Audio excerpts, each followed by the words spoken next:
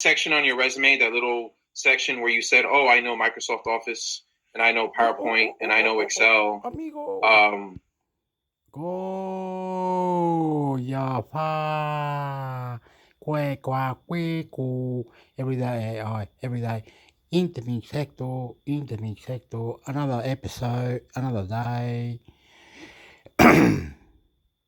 Okay, apparently you can get Microsoft whatever it is app this app that you can get all of it now. If you got a shitty phone, go and get this one guy said, a young guy, he's 17 or 18, whatever, he's Canadian. I've seen him on Facebook and I've seen him on other places. Same bloke. I said, why is he popping up? What's he doing? He said, I've got the 15 best app in the world. 15? Yeah, this one's keyboard, ChatGPT, ChatGD, da da da da da. This one, just talk to it and it'll create your video. This one will do this one will do that. I got the 15 best app. And I'm going, what the hell? I don't understand. Me no comprende. Me no understand. Oh, fucking you, motherfucker. So, I don't know.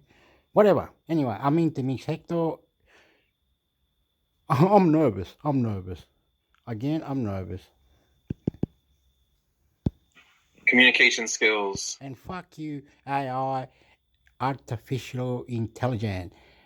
The cloud, something to do with the cloud is going to fuck up ChatGPT. You won't be able to do any more search. You won't be able to do whatever. It can only tell you in the screen what you can do. You'll have to copy a lot of shit. And otherwise, if you want extras, it'll go to the cloud or whatever it is. You have to pay the cloud. America and China are fuckweeds because they don't let other countries create their own ideas, their own self, their own future. They're fucking up the weather and they're not in the border to stop the war. And plus, guns, drugs, and everything is not being stopped. You understand? And they're fucking it up. In Australia, cat got your tongue, motherfucker. Come over, dogs. Eee! Knowing how to talk to people is exactly how you talk to a machine. And, they're not, can't believe it, like communication skills are something that we struggle with. Yes. You can talk to the bot now. I don't know how. I tried to, but it don't work, mate. Oopa. It don't work, motherfucker. How do you talk to the bot? How do you do that? Is there a box in front of you or a computer or your phone, whatever? You go, I will like ChatGPT and AI in artificial intelligence to create me a history future for the rockets going out of space program with aliens and all that talking to each other. Can we do that? And you go, what the fuck? You're fucked in the head. How do we create a spaceship next? How do we? And it'll tell you. I'll tell you where is the best to eat the food and where is not the best to eat the food and what country is cheap and what country is not cheap. If you go to wherever you want to go, can you go there and can you have everything set up, hotels, whatever, fucking adventure to the max so you can talk to it and it'll okay, I don't know how. Fuck you too, motherfucker. Is exactly how you talk to a machine. And it's fuck you too to the level where you're fucking in the mind. I'm shaking, I'm nervous. Mindfulness. Fuck you. Abron, I love that you are from the beginning looking to use AI for good. I think so many people, especially when they don't know or understand AI, they just think it's a bad thing. So I love that background, helping seniors, all of those things, really amazing. But I actually want to get to the heart of the show. And today we're just going to skip to the end. I'm not going to keep dragging you on any longer. But Abron, what is that one secret skill for more effective prompting? And spoiler alert, it's not using someone else's prompts. But what is that one skill? It's 100% communication. Communication skills, knowing how to talk to people is exactly how you talk to a machine. And, they're not, can't believe it, like communication skills are something that we struggle with, as humans. And not everyone born with that skill set. It's a skill set that needs to be refined. But for those that have that skill set that felt like, oh, I'm on the outside looking in because I pursued a different career other than technology, now was your moment. Now was your opportunity to jump in. And I think that that's one of the most misunderstood things about large language models, but especially ChatGPT. That's what I've used the longest. Our team's been using it not since GPT-2, but GPT-3. But it seems like people think like, oh, I'm not a technical person, I'm not a developer. So this whole, they think of a large language model or OpenAI, ChatGPT like coding, but it's not like that. It's talking like a human. Abram, with all the talks that you've done to people and teaching people, what is the most misunderstood thing when it comes to prompting?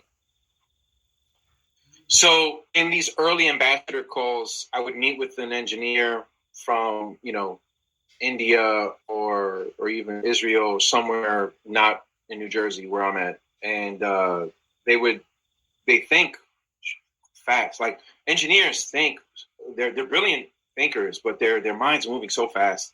And they think in code and they think in commands and branches. So they're like, what's the command? What's the keystroke to get this output?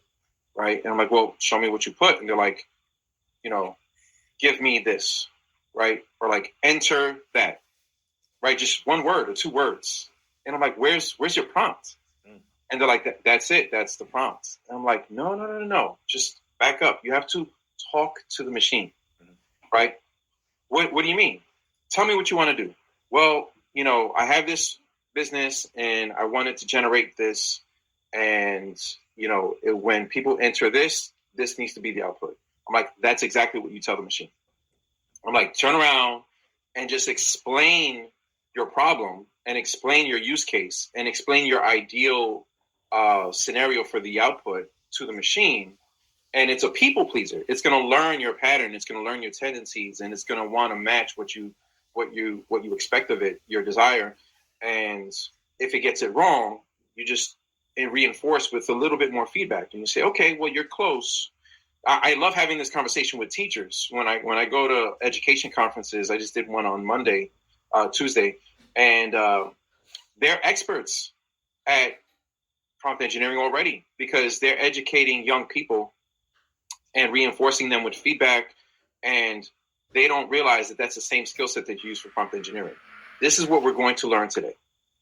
When I give you this, you give me this in return. Let's do it together, right? So it's like a shared, guided, independent model. Let's do it together. I'm going to show you how to do it. Let's let you try it a little bit while I give you some feedback and reinforcement. And then at some point, you're going to do it on your own. That is, in a nutshell, prompt engineering. Oh, so you're saying I shouldn't just be buying, someone's prompt book for $100 with 10,000 best prompts. Yeah, so that's not the way to get it done, is what you're saying? I mean, you could, because sometimes when I look at those prompts, I'm like, okay, well, what can I take from this, but then flip it to my use case, right? Like, what are the elements in here that maybe I didn't think of?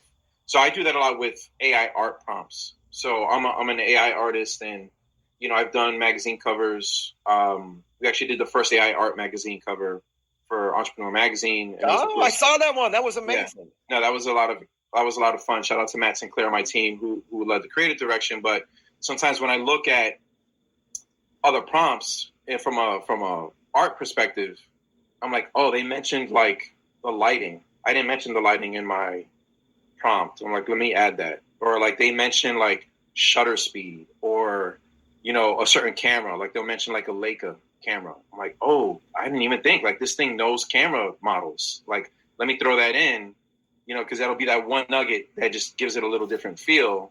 Or the last one was just like hyper real, like just like a straight up photo, but they put style raw. Mm-hmm. I'm like, okay. If you don't want the AI filter, just tell it, just give me the raw, unfiltered, version. So that you can always learn from other people's prompts, and we all look at each other's prompts.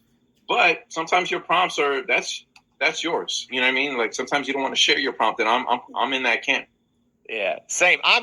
For me, if I'm being honest, early on I tried other people's prompts, and I found that prompting, at least in my opinion, is not a shortcut. It's an essential skill that you have to build. So my hot take is, man, if you're just using someone else's prompts, all you're doing is you are robbing yourself of the opportunity to properly learn the most important skill set moving forward. Because, hey, whether you are using ChatGPT or not, it's like, think of Microsoft 365 Copilot. Prompting is coming to your operating system, so you have to become better at it.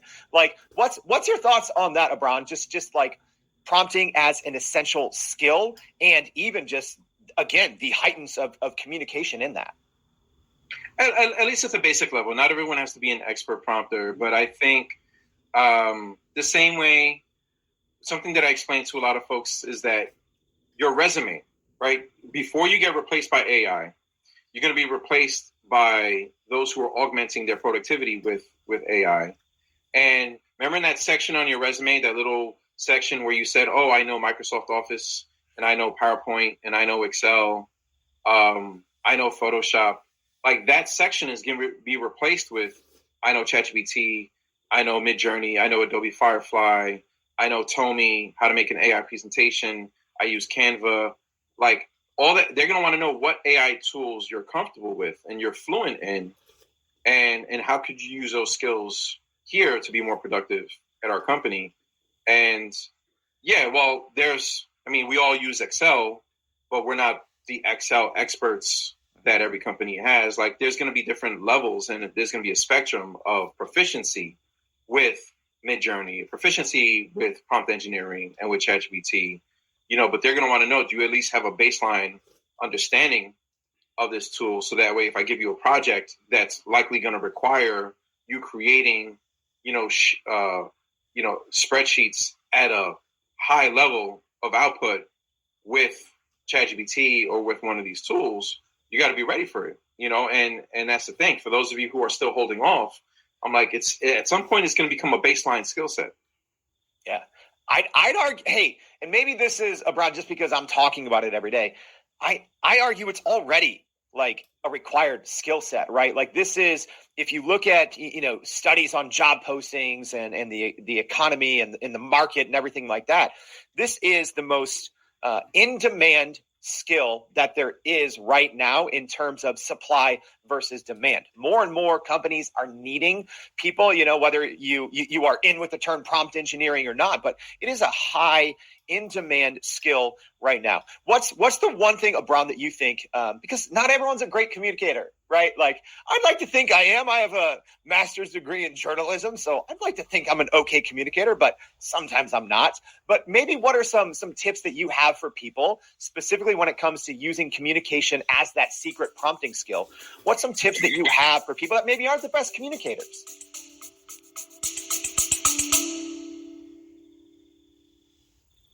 Could you use a new GPU chip to power AI on your computer and for free? What's up, y'all? This is Jordan, the host of Everyday AI, and we've got a chip for you. All right, so we're partnering with NVIDIA, the third largest company in the US by market cap, NVIDIA. Well, for their upcoming GTC conference. We'll be broadcasting live all week at the GTC conference starting March 18th. So make sure you join our special live streams for exclusive insights. And whether you're buying a ticket for the in-person conference in San Jose or registering for the free virtual conference, GTC is a can't miss. The biggest names in AI are going to be there, and you can catch it all for free. Oh, that GPU chip we're giving away?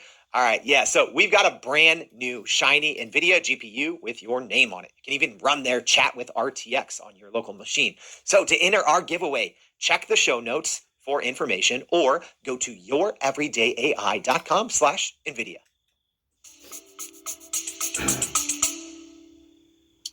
I think we don't realize the I don't want to use the word expert, just like the communication skills that we do have, right? And my children struggle with it. I see young people struggle with it, where sometimes the way you communicate verbally is not how you communicate with a pencil, or even in typing, right? Like, there's something that gets lost in that processing, right? That language processing that goes down to your fingers. And I think this technology, solves for that when it allows for, speech recognition, transcribing, right? Sometimes you just need to talk to, a voice model and say, all right, well, here's what I want. And you just describe it in your own style. The best thing for me with my own struggle with communication skills is ChatGPT understands my intent. So I don't have to be grammatically correct. You don't have to say something verbatim and trigger a wake word like with Siri. Or like, oh, I said that wrong. I got to say it again. Or I said this wrong to Alexa. I got to say it again. I could spell things incorrectly. I could just say things in its short form. And ChatGPT is like, I get it. Like it puts its hand up. It's like, I get what you're trying to say. Like, this is kind of messy, but I can see through this mess what you really want out of this. And if it's easy, you just talk to it. You set the voice function on and you just have a conversation with it. There's this clip. I wish I had it here. There was this woman laying in bed and she was trying to understand currency, right? U.S. currency and like global currency. And the way she asked ChatGPT, you were like, what? It was like 4-year-olds trying to understand currency. And ChatGPT figured it out. They were like, I know what you want. You're trying to understand how a currency of like 1 million pesos translates to $1 in the US. Here's how that works, right? But the way she asked her question would have broke your brain. And I think we all need to be comfortable with so many neurodivergent learners, with so many people with different skill sets and different abilities from an accessibility standpoint, verbal, language, and typing. To be honest, as crazy as this guy is, and I'm not his biggest fan, with Elon Musk, I saw on one of his podcasts, I think it was the Rogan one, the reason he invented Neuralink, the BCI, the brain chip interface, and if you ever see him in an interview, when he gets asked a question, he pauses for like 10 seconds to process, and then he responds, right? And then he said the reason he invented this chip is that how he thinks about an output, the loss between that going to his thumbs to text something or to his fingers to type something gets lost in the communication and the translation from how his brain is thinking about it to how his fingers is processing it, right? The dexterity to try and keep up with his brain. So he just wanted something where you can communicate right from the source. That's why he came up with the brain chip, right? That happens in different spectrum, different variations to a lot of people. Where like, you know what you want to say and it's up here, but you can't just get it out, right? Maybe you can get it out speaking, but you can't get it out writing. Maybe you can get it out writing, but you can't get it out speaking, right? And this is just an assistant. Like, just think of it as an assistant. Like, wherever you're lacking, it can pick up the slack and supplement where you feel like you need the most help. And I don't know how they programmed that into GPT-4, but it understands your intent, right? And then the intent is there, and it's like, okay, now that I know, is this what you meant? And you say, yes, that's exactly what I meant. Okay, so we're gonna go with this prompt based on what I felt you meant that you're verifying, and let's take it from there. Sorry for the long-winded answer. No, that needed to be said. I mean, like Brian is saying here, such great insights. Ben saying already one of the best everyday AI shows ever, which I agree. FYI. So I always tell people, because we teach thousands of people prompting.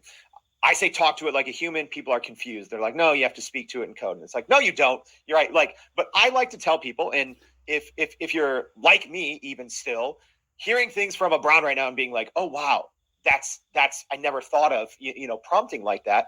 I like to say that when you start a new chat inside of ChatGPT, it has the capacity of like the floor and the ceiling, and it's your communication skills that are going to dictate where your outputs are going to go. So, Brian, you said something there that I've never thought of, like teachers being great prompters, because they're constantly having to explain something to young students that are still developing their communication skills. What other maybe types of jobs, or what other kind of skills related to communication can ultimately really help like that in the long run, getting better results? So I say this a lot on stage. But I just saw it echoed yesterday in a tweet by Blake Lemoine. And for those of you who don't know who that is, he's the one that was kind of like the whistleblower at Google around like, is AI sentient, right? So he's kind of a quirky guy on Twitter.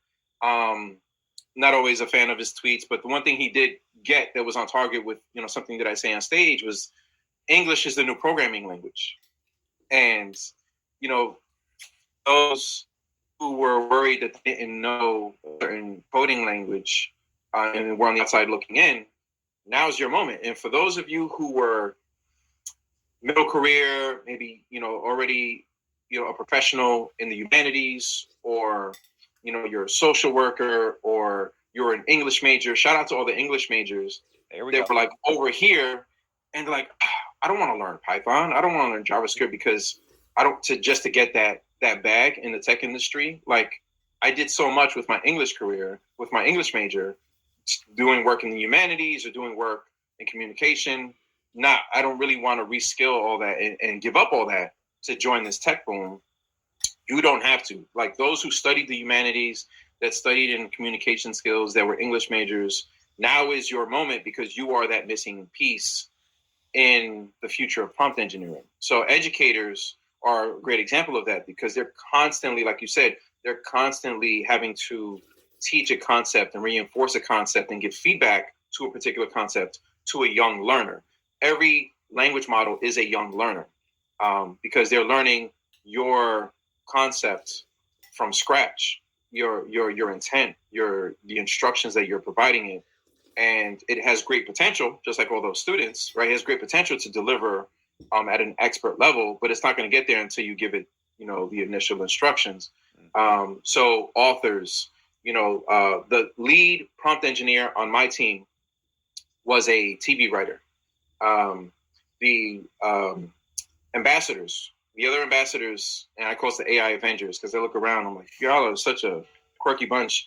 They're painters, they're producers, they're poets. I kid you not. Shout out to Merz Mensch, you know, Vlad. He's Merz Mensch on Twitter and on Medium. He's an amazing writer, but he's a poet. And every time a new model comes out with OpenAI, the first thing he tests is how good is it at writing poetry. And he's an artist as well. And these are all the other expert prompt engineers that I came up with in the base. And I'm like,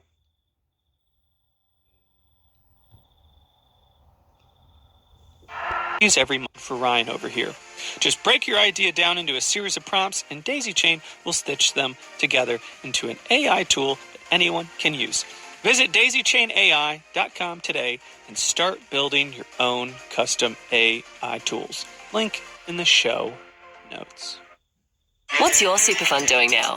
Like, right now? Is it making money, or is it making positive changes? Is it looking after your retirement, or investing in a better future? Does it create strong returns, or call for equality? Well, with Hester, your super can do all of this, so there doesn't have to be a trade-off. A top-performing fund that's working for real-world impact. Hester, super with impact. Hester is issued by HEST Australia Limited. Before making a decision about this product, read the PDS and TMD at hester.com.au and consider if it is appropriate for you. Past performance does not indicate future performance. Crypto is like the financial system, but different. It doesn't care where you come from, what you look like, your credit score, or your outrageous food delivery habits. Crypto is finance for everyone, everywhere, all the time. Kraken, see what crypto can be. Some crypto assets are unregulated in Australia. Profits may be subject to capital gains tax, and the value of crypto assets can go down or up. After weeknight wines, crowd pleasers, or something special, just because. Dan Murphy's has great value vino. Shop under $10, $20 and $30 wines. Picked by us, enjoyed by you. Dan Murphy's. Terms and conditions apply. Choose to drink wise.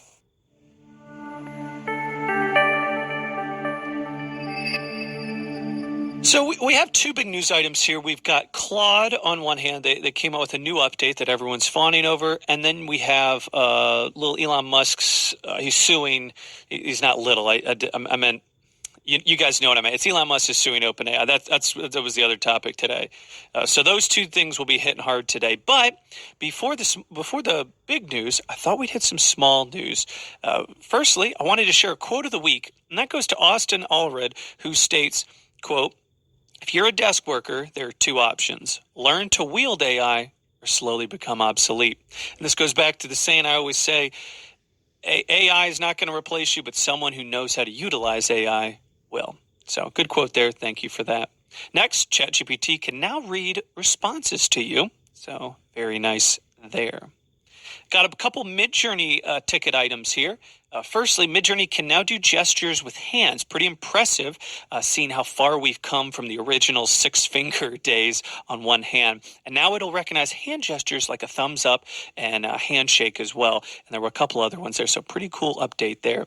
As well as character consistency apparently is coming this week, which has been a hot topic we've talked about, as well as the new Describe feature is supposed to come next week. So we will keep you informed on that one. And just as a plug, I use Midjourney, I use DALL-E, I use both of them.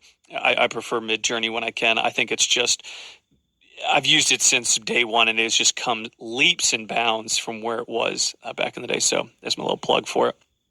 Speaking of Midjourney, Nick St. Pierre, he's on X, and basically our resident Midjourney news guy said, quote, in Midjourney office hours, they just said someone at Stability AI was trying to grab all the prompt and image pairs in the middle of the night on a Saturday and brought down their service. Midjourney is banning all of the Stability AI employees from Midjourney immediately. Pretty interesting there. If you don't know what office hours is, I think it's weekly, if not bi-weekly, where they go over all the updates that are coming down the week for Midjourney in the next couple months and trying to get the public what they want. Very cool thing that they do, and you can really keep on top of what's coming down the line. So definitely invite you to take a look at their office hours. But boy, that's some interesting news regardless. And finally, Meta plans launch of Llama 3 in Llama, I think it's Llama. We're going to go with Llama. Forgive me. Llama 3 in July, so keep an eye out for that. Meta's making some moves out there. They've already got their AI tool on Instagram. I haven't really played with it too much. Shoot me an email to tell me what you guys think of it, though. All right, let's get right into it.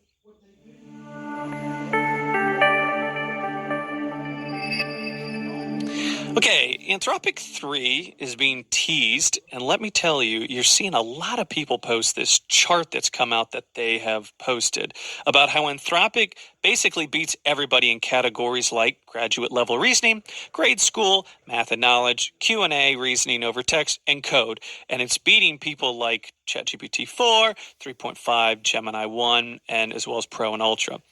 Now, the issue here is if you dig into the study at all, it's from Claude.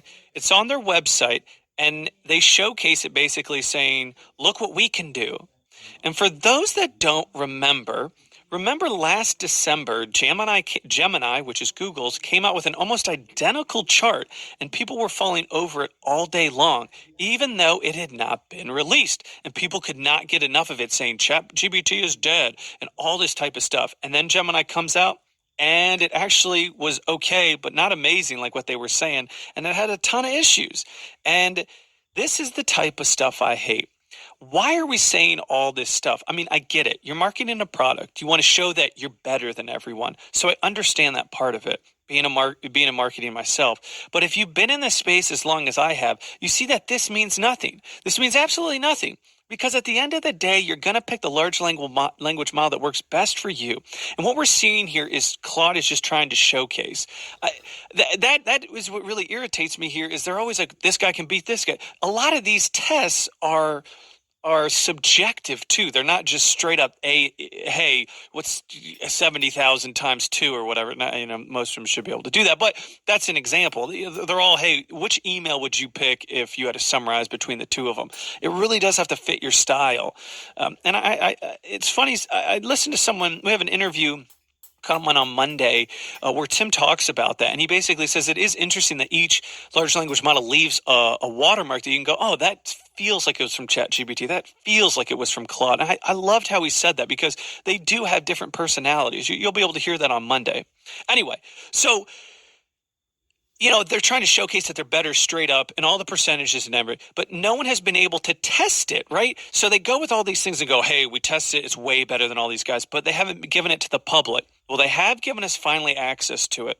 And so now people are able to test it. But before people can even test it, I just get tired of on X and LinkedIn, people that just post and say stuff like ChatGPT is dead according to this chart, and it gets like 100,000 likes. But my gosh, it doesn't help anybody. It doesn't help anybody. I know they're just trying to get a quick follow, and maybe that's what you want for your brand. But that's not what I want for this brand. What I want for this brand is to showcase the reality. And the reality is you see these charts, nothing has happened yet. Claude is still a good large language model. Don't misunderstand what I'm saying. And some people use it over ChatGPT and Gemini. I don't think it's superior in all the ways they're showing in the chart because, again, I think they're just overhyping it. And I said this in a tweet yesterday. I said, you know the devil works hard, but my goodness, tech marketing works even harder. Because they're promoting this and everyone just keeps posting this chart without even looking at where it came from. It'd basically be like if I told you guys, I'm the smartest person on the planet based on my research. Where's the third party here? We'll get into that in a second, though, so keep that on the back of your head. Now, with all this being said, they did come out with 3 new ones. It was Claude 3 Opus, Claude 3 Sonnet, and Claude 3 Haiku. And overall, I know I just kind of didn't like how they marketed. It's pretty good at the end of the day. I got to test out a little bit. And the reason I say this, sometimes ChatGPT can feel just a little basic, and I'm not afraid to say that. And Claude does feel great. And like I said, I know I just tore them up a little bit with the way they promote it, but overall it's all right.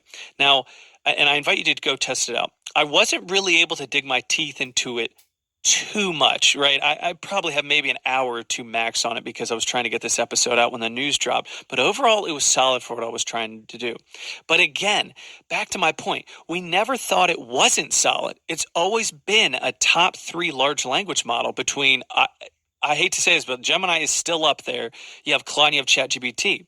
And I have heard down the grapevine that it does do coding actually pretty well because I was not able to do any of the coding. Again, you guys know me. I'm not a coder. Now, I retweeted Ruben's comparison on X. And firstly, we'll put this in the show notes as well. Firstly, I love what he did. He not only tested Claude side by side with ChatGPT, but he did multiple tests and video of it showing it. So he actually did the testing. He didn't sit there and go, look at this chart. It's better than ChatGPT. He looked over it and he showed you how it's better. He didn't just take my word for it. It's so good. This is the kind of stuff I can get behind. I want to say thanks to Ruben for showing this. And his overall summary, he's got obviously he's got a string of it, a thread of it going down that you can take a look at. Again, we'll post it. But overall, his thought was Claude was better at reading a complex PDF, writing poems and rhymes, and giving detailed answers all along. But it was not able, according to his research, browse the internet and read the PDF graphs. Now, I invite you to look at his whole post, like I said earlier. Great summary of the comparison, Ruben. Excellent, excellent job. I can't tell you how much this podcast is worth. I appreciate your research into this. So go take a look at that, and you can really see the differences between each one instead of what everyone else is. Do the actual studying on the back end.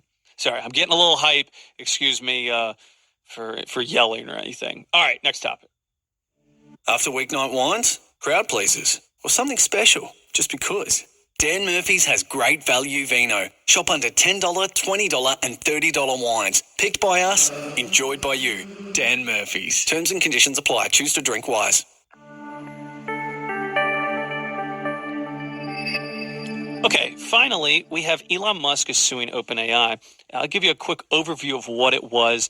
And there have been some emails that came out about it. I'm not going to read those to you. Some of them are not emails. Well, there was an email and then OpenAI kind of talked about. I'm not going to read those. You can go take a look at those. But I want to give you the overall case here. Elon Musk has filed a lawsuit against OpenAI and its leadership, including Sam Altman, alleging that the organization that he co-founded has strayed from its original mission of developing AI for the betterment of humanity. Now, Musk's lawsuit highlights its concern. You can tell I said summary in this because it always puts highlights. I hate that it does that. Anyway, Musk's lawsuit kind of highlights his concerns that OpenAI's partnership with Microsoft and the restructuring of its board to include more business-oriented members signaled a shift towards a profit-driven model underpinned by corporate governance.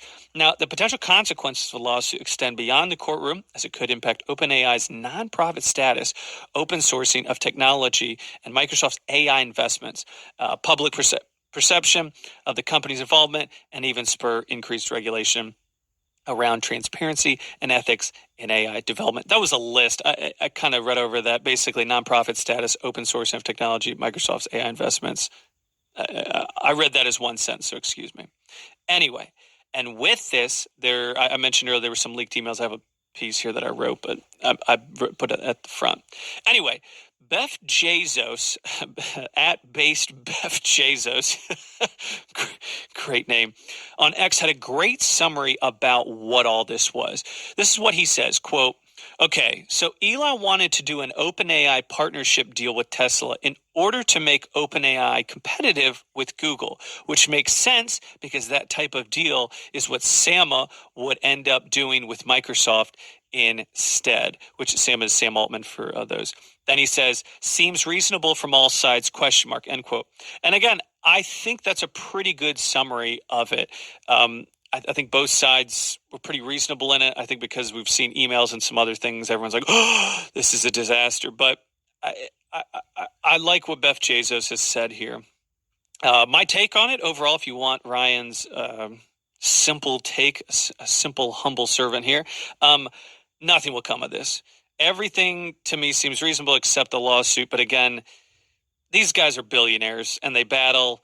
And I have a podcast. We're in two different leagues here. Maybe this is how billionaires say they like each other. Is Altman a billionaire? Well, he's not yet. I don't think so, but it's a moot point. I don't know what's going to happen. I don't think anything's going to happen of it. I think it's just a headline grabber. But again, that is just Ryan's humble opinion. All right. Good episode today, everybody. I will let you get on your merry way. Thank you for joining me today. Have a great weekend. We got a great interview on Monday. I mentioned in the episode with Tim. So have a good weekend. See ya on the other side.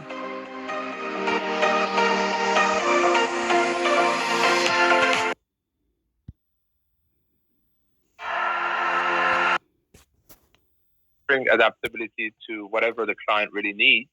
And really in the back end of TaskDrive, it's really the VA selection, as I mentioned, the continuous training, because as you know on your podcast and everybody knows listening, that the AI is evolving so fast in such a rapid way that every couple of weeks we have a new training material for our VA so that they can stay on the forefront of the latest technology. That's basically what we do at TaskDrive. Fantastic. Now, is there more to TaskDrive on the back end? I'm careful to ask this question because I seem to remember something. One kid, I can't remember his name. One person, let's say a person, age 20 or something, 22, 21, 23. Anyway, this person said, this is the CPU chip that they use in there. I do not know how to create one, but I do not know nothing. Then later, he said, I worked it out. Inside this chip, over here in this website, it's got this power, this, and it got all those, copy that. Then into the ChatGPT AI tool, it wrote some code, I don't know what it did. I do not know what that means to me. I got no shit, no fucking brain, so I got nothing. Don't fuck with me, motherfucker. This person put in the codes exactly. Now, some of that, whatever he said, and tell me, is that correct coding for the chip or whatever it is? And it come up, now analyze that and improve it for gaming and also black web. Be more safer. Gaming and black web, be more safer. And he was doing the coding. This is what it needs. Can you decode enter? Okay. And you know what I mean? I do not know. Okay? Do not know.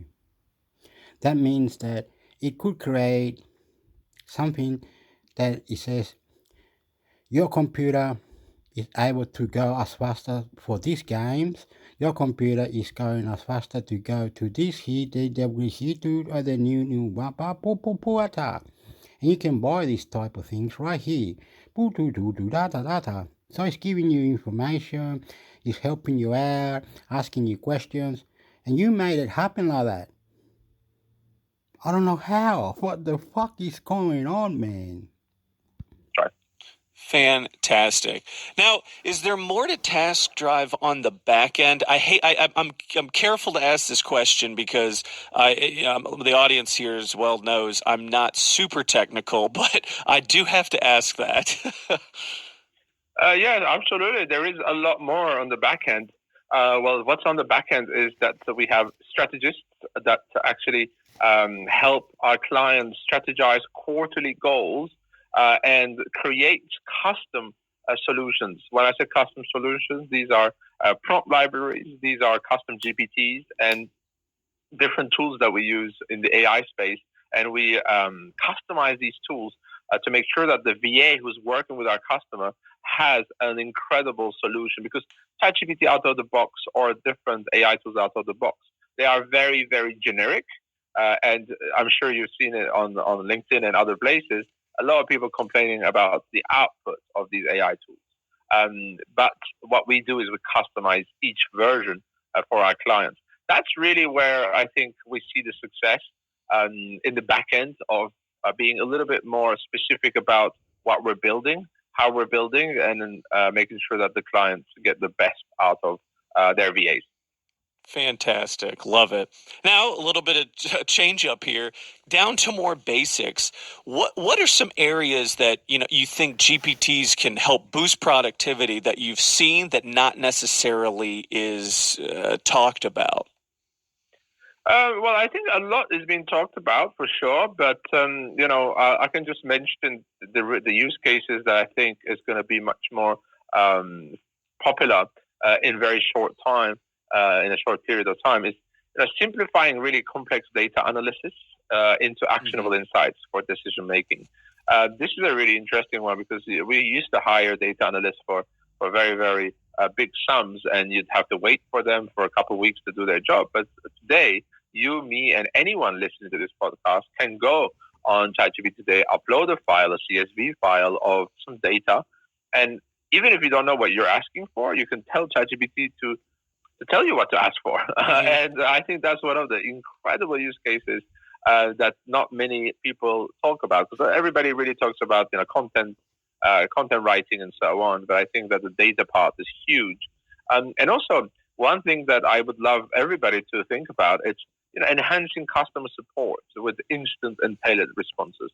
Because until today, we had generic responses or templates and snippets, but now that can be customized for the client's question.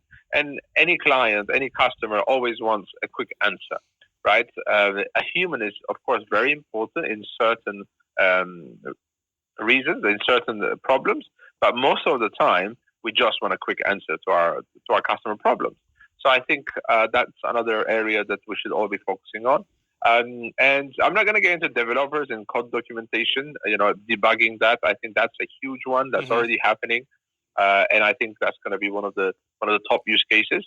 A lot of people are saying, developers will disappear. I don't think they'll disappear.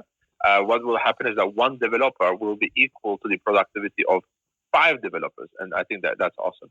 And then you have the other use cases that are more generic that we all kind of know about. It's the content ideas, outlining blogs, social media pieces, email drafting, and personalizing marketing campaigns.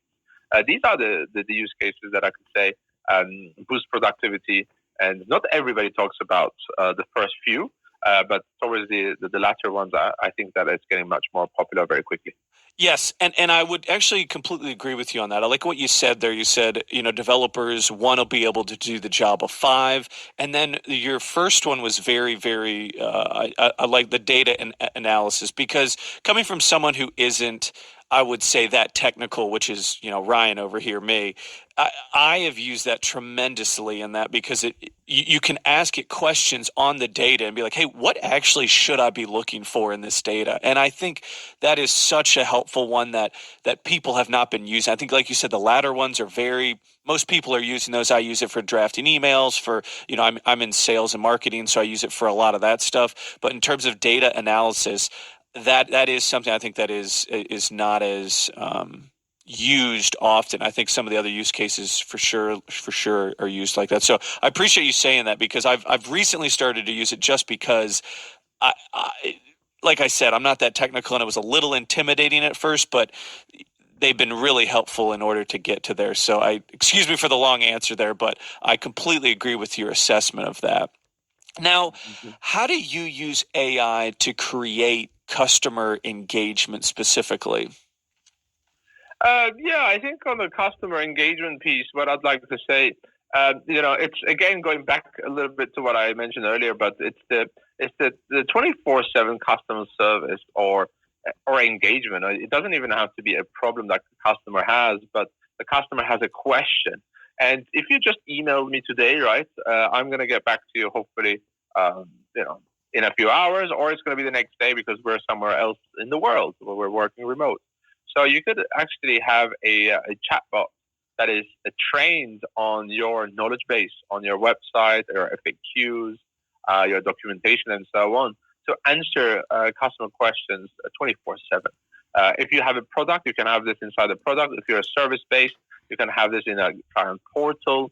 There's so many options to have an AI-driven chatbot to communicate 24/7 with your clients. And I think that really creates a better customer engagement, because again, you're responding right away. Also, I think that on the CRM system, so today what I do, and I'll share just what I do, is every call is on Zoom. Most of my calls are on Zoom. Zoom has the AI summary feature. Every AI summary goes into the CRM. It goes into the timeline of leads or customers, also in account management and in sales. It goes onto the CRM, and we have a summary of every conversation. So the next time that we come on a conversation with a customer, we do know if we have spoken how their kid was sick or how they were traveling somewhere. We don't forget things, because when you're dealing with multiple clients and multiple leads, you might forget these things. And before, you used to take notes. You'd want to find your notes. Did you put your notes well? Did every sales team member, every customer support team member put their notes well? But today, we don't have to do that. We have AI helping us a lot in that. So that really helps us have a better customer engagement, because we remember everything, pretty much everything. So, and I think that, content creation, we've spoken about that, but when you're doing email marketing, and until today, when you're in marketing, so we're sending an email. It's like, hey, Ryan, here's our email. But now we can do so much more, because we can automatically. It can clean your email. It can do heaps of stuff that you've never seen before. It can talk to you in a way that you want to talk to it. I don't know how. I've got no idea. I haven't got it. But anyway, I'm going back here where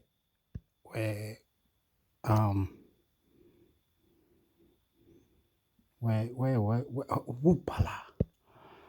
I don't know what I'm doing, but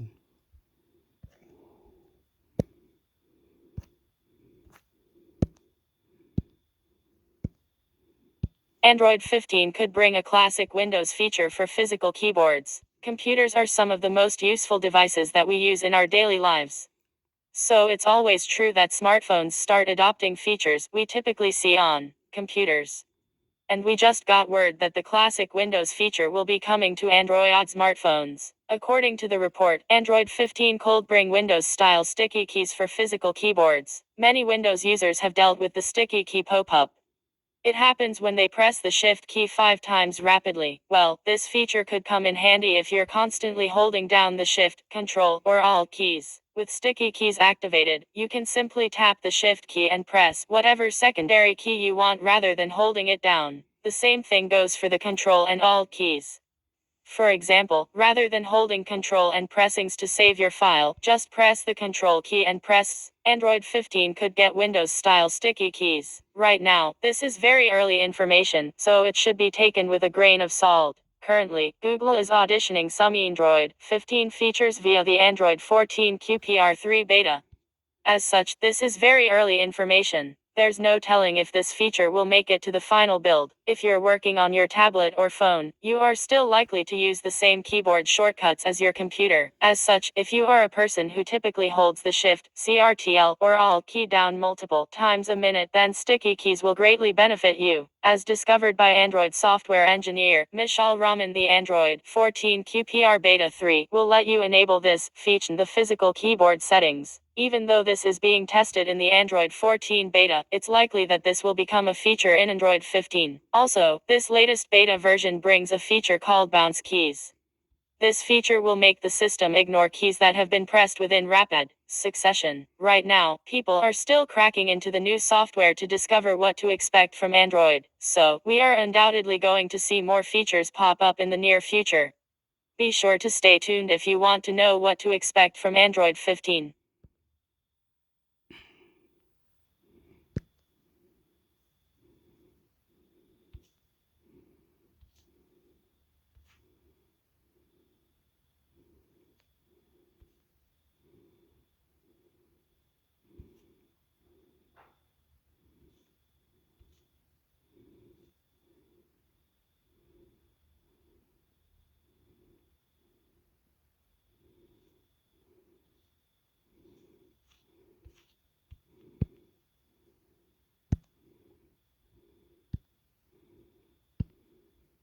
RCS messaging broken on Samsung Galaxy phones, working fine on Google's app. Rich Communication Services or RCS messaging is broken for some Samsung Galaxy smartphone users. RCS is reportedly fumbling with messages or dropping them entirely. RCS offers enhanced functionality compared to standard text messaging SMS and has built-in encryption and read receipt support. Google's long-standing dream is fast becoming a reality, oftentimes forced for Android smartphone users, and the cracks could be showing. RCS is broken on Android smartphones but primarily affects Galaxy devices. Several Samsung Galaxy smartphone users have complained that messages sent using RCS as the backend aren't reaching their intended recipients. Strangely, switching over to Google's messaging app ensures the messages are delivered normally and reliably. Some users have observed that people whose chats are constantly switching between RCS and conventional SMS are using Samsung devices. This is probably due to the users who are unable to use RCS falling back to the traditional SMS backend, which is crude but reliable. As the RCS bug has just been discovered, and it is affecting only a few Android smartphone users, it is not clear what may have gone wrong. Moreover, neither Samsung nor Google have reportedly issued any statement acknowledging the problem affecting RCS messages. How to fix/mitigate the RCS bug not letting messages through. It is quite likely the RCS bug is a server-side issue.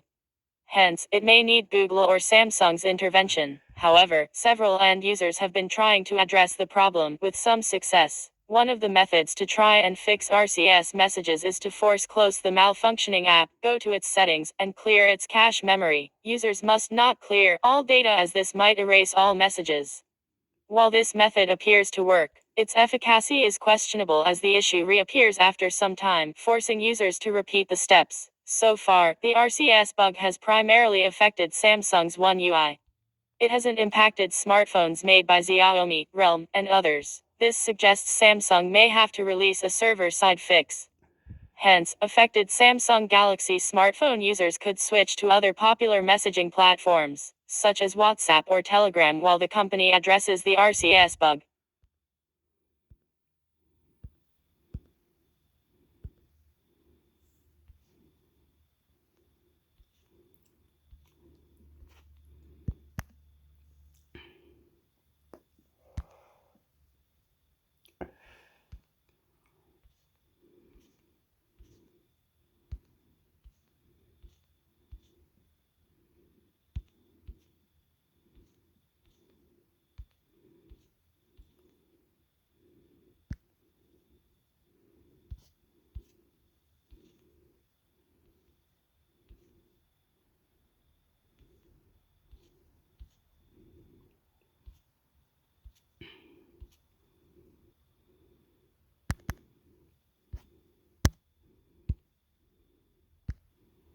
Google's ChatGPT competitor Bard is nearly as good, just slower. The Verge. Earlier this month, Google announced the release of Gemini, what it considers its most powerful AI model yet. It integrated Gemini immediately into its flagship generative AI chatbot, Bard, in hopes of steering more users away from its biggest competitor, OpenAI's ChatGPT. ChatGPT and the new Gemini-powered Bard are similar products.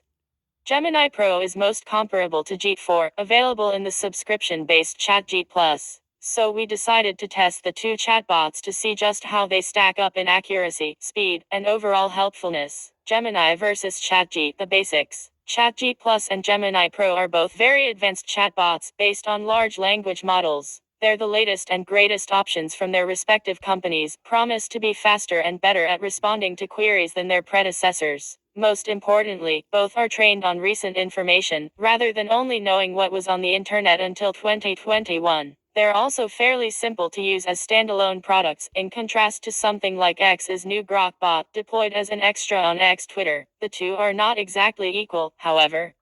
For one thing, Bard is free while the GPT-4-powered ChatGPT Plus costs $20 per month to access. For another, Bard powered by Gemini Pro does not have the multimodal capabilities of ChatGPT Plus. Multimodal language models can take a text prompt and respond with another medium like a photo or a video. Gemini and Bard will eventually do that, but that will be with the bigger version of Gemini called Ultra that Google has yet to release. Bard will occasionally spit out graphical results, but by that, I mean it literally makes graphs. On the other hand, Bard also provides a way to check other draft answers, a feature that doesn't exist within ChatGPT. One of the difficulties with testing chatbots is that the responses can vary significantly when you rerun the same prompts multiple times. I've mentioned any sizable variations I encountered in my descriptions. For fairness, I delivered the same initial prompts to each bot, starting with simple requests and following up with more complex ones when necessary. One overall difference was that Bard tends to be slower than ChatGPT. It usually took between 5 and 6 seconds to think before it started writing, while ChatGPT took 1 to 3 seconds before starting to deliver its results.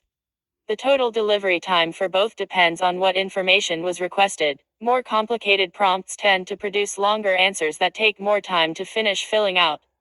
This speed difference persisted across my home and office Wi-Fi over the several days I spent playing around with both apps. Both OpenAI and Google placed some limitations on the types of answers the chatbots can give, through a process called red teaming, where developers test content and safety policies by repeatedly attempting to break the rules AI companies build out, guardrails against violating copyright protections or providing racist, harmful answers. I encountered Google's restrictions more often, overall, than I did ChatGPT's. Give me a chocolate cake recipe. I asked both platforms to give me a chocolate cake recipe.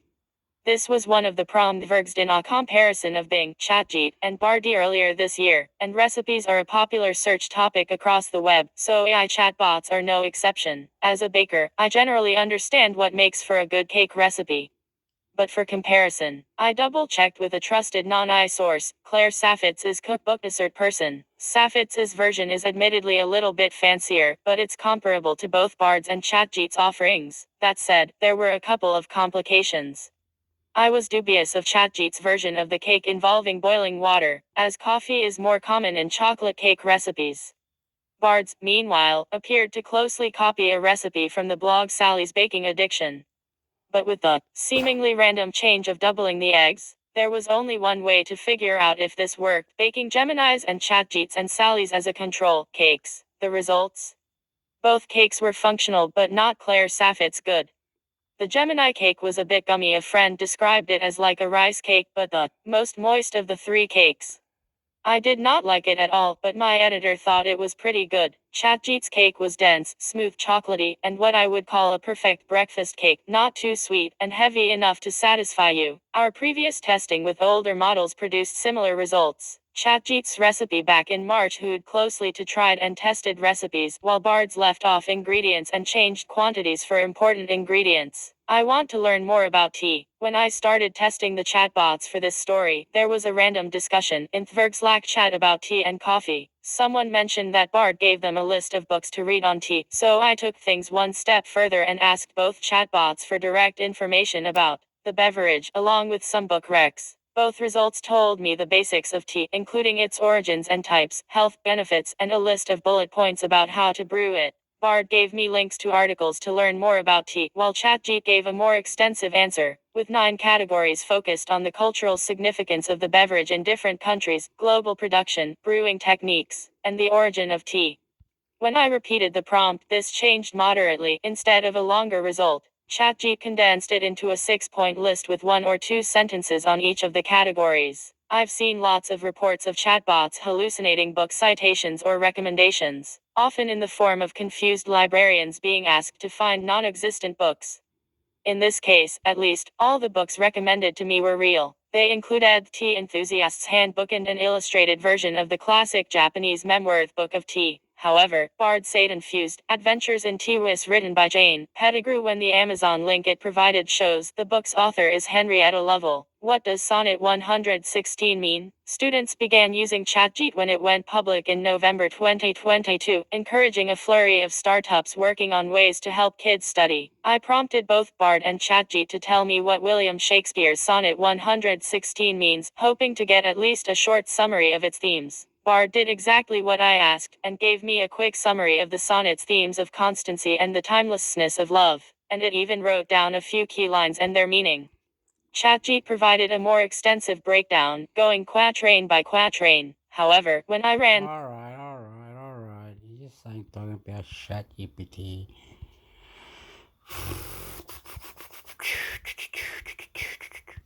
Nothing more important. What's that? Anyway, a lot of writing. Anyway,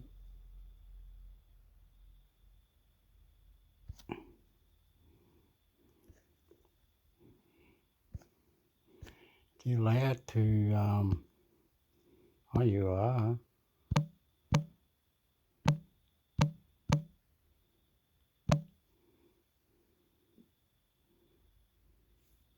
Why not? Why aren't you allowed to give out Bixby or Bixby, whatever you call it? Then aren't you allowed to or something? Oh, maybe spell.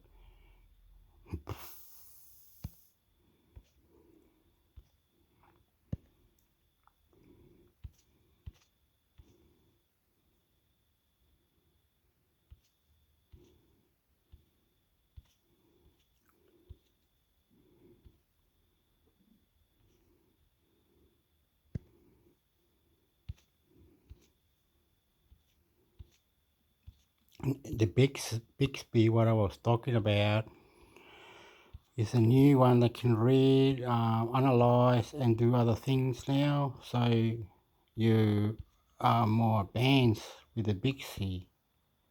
Let me go up here. Let me try to get it. I've never thought, but Bixby.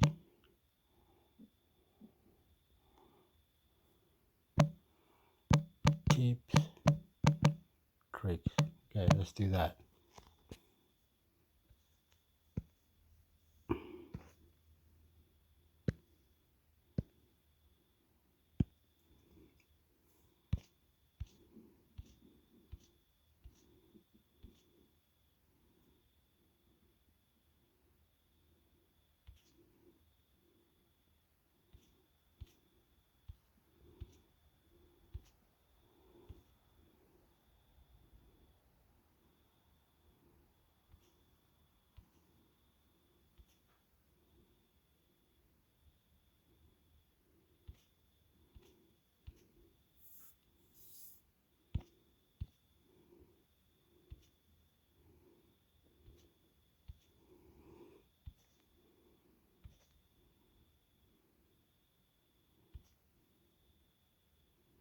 What's that?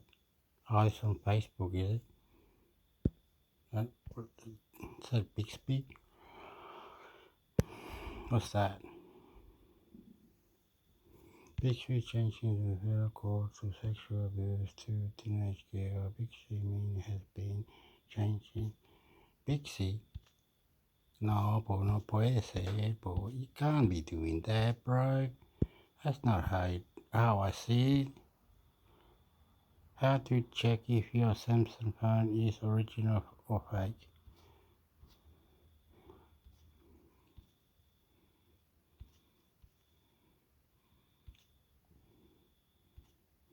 Weather's in Big C, okay, into media.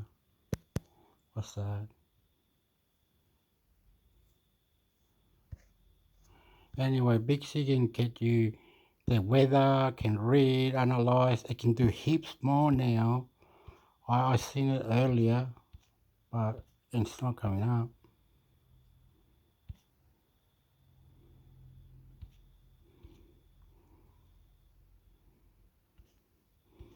Anyway, Big C is the next thing. How well I see it.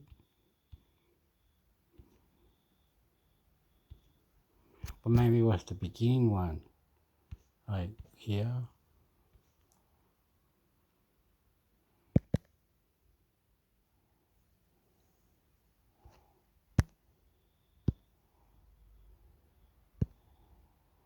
Modes and routines, formerly Bixby routines. I recently switched to the S24 Plus, which runs One UI 6.1. I have a work mode setting that, among other things, turns on battery saver mode during work hours, which turns off the AOD. When this mode ends at 5 p.m., the AOD and lock screen wallpaper does not revert back to what I had saved, but instead goes back to the default from when I first got the phone. Any ideas as to why, or is this a bug?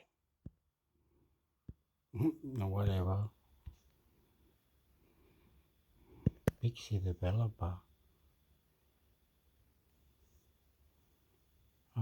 Here we go. Big C developer. Opala.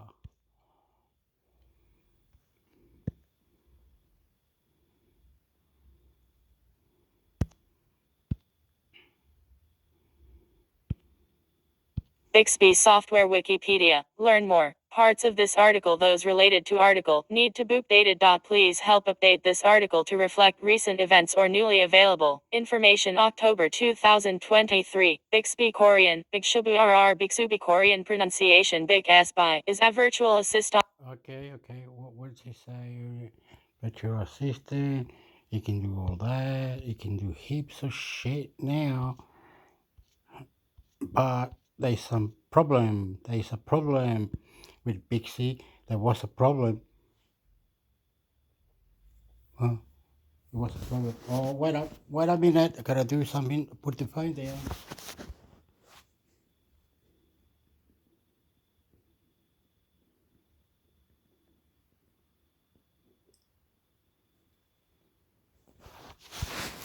Okay, fixed it. There was a problem with Big C, but it was working. It was working. It was reading different languages. It was doing heaps of shit. Fucking shit. Hey, motherfucker. It was doing heaps of shit. Anyway, video, like, I think it was this guy. Do you like bush poetry? No? Would you like a nice outback story? Hey guys, Sock here from Socky, taking it into... Yeah, that's the one. That's the one that was doing it. This guy was doing it, brother. He was doing it. He was doing it, bro. Come here to do it, bro. Come here. Store Saki Tech. Saki Tech, is it? Come here, bro. He's doing it. He's doing all of it for you. Saki Tech. But there's still a little problem.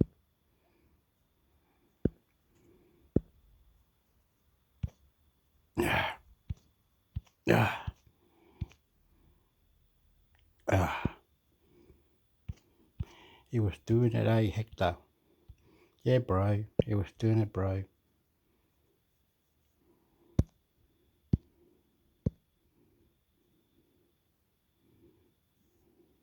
A simple trick to remember for using your Galaxy phone one-handed Samobile. Last updated, March 15, 2024 at 16:47 at plus 100 hours. It's Friday, and we would like to close the week with a short and the keyboard was the keyboard as well.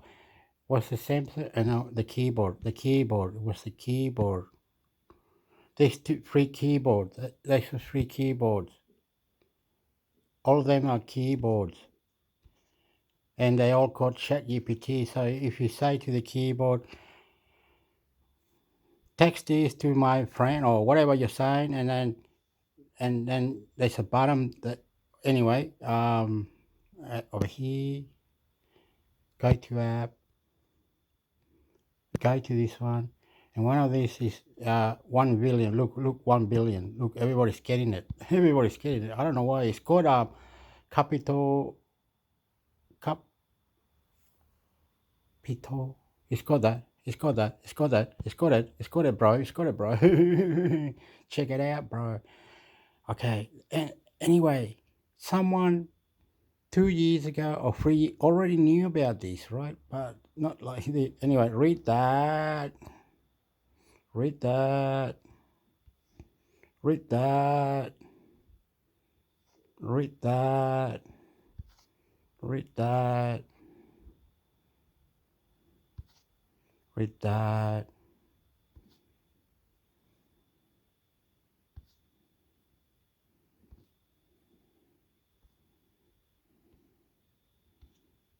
Okay. And like people like it, you know, it's this person might hate it, this person. But there's many others, like I said, there was not just them ones. Microsoft, SwiftKey, and you go inside of it, it'll give you this one. But there's a new one, look, there's a new one, there's 51 million, there's a new one, all right? Like, it's doing that.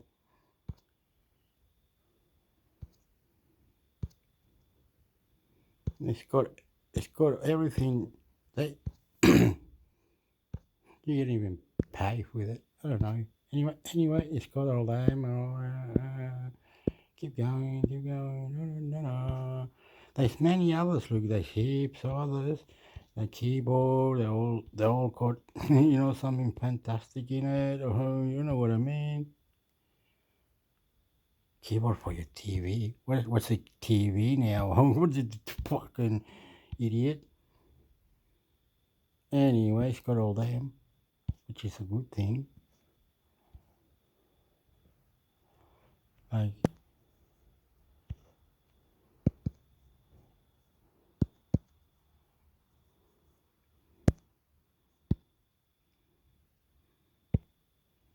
Microsoft's Swift keyboard brings more AI-infused superpowers to iOS and Android ZDNet. Microsoft's Swift keyboard has been spruced up with another round of AI-enabled features. Now rolling out for the iPhone, iPad, and Android devices, the latest version kicks in several options to help you use AI to compose and spice up the text and images you create from your keyboard.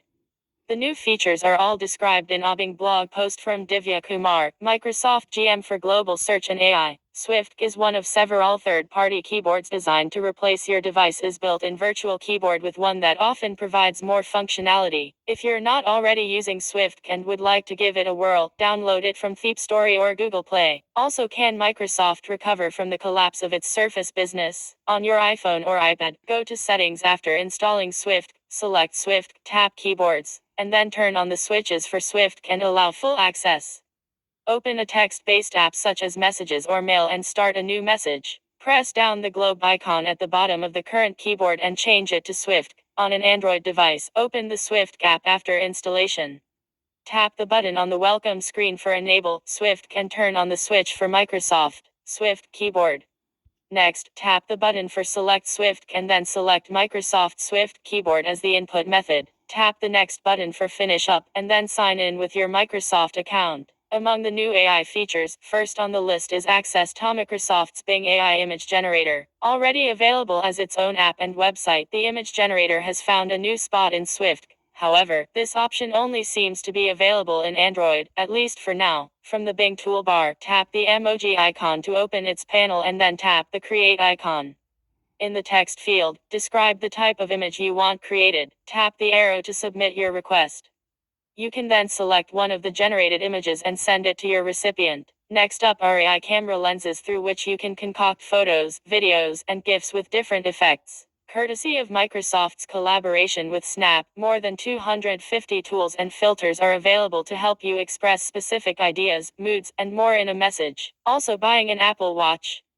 How to pick the best one for you. Again, open a text-based app on your iPhone, iPad, or Android device. Tap the icon with the 4 squares or the 3 dots to view all the available options, and then select Camera. Tap the area indicated to record GIFs and photos with Microsoft Swift. After the camera app opens, tap the shutter button to take a photo. Hold it down to create a GIF. When done, stop the recording. You can then add text and effects. When done, tap Save.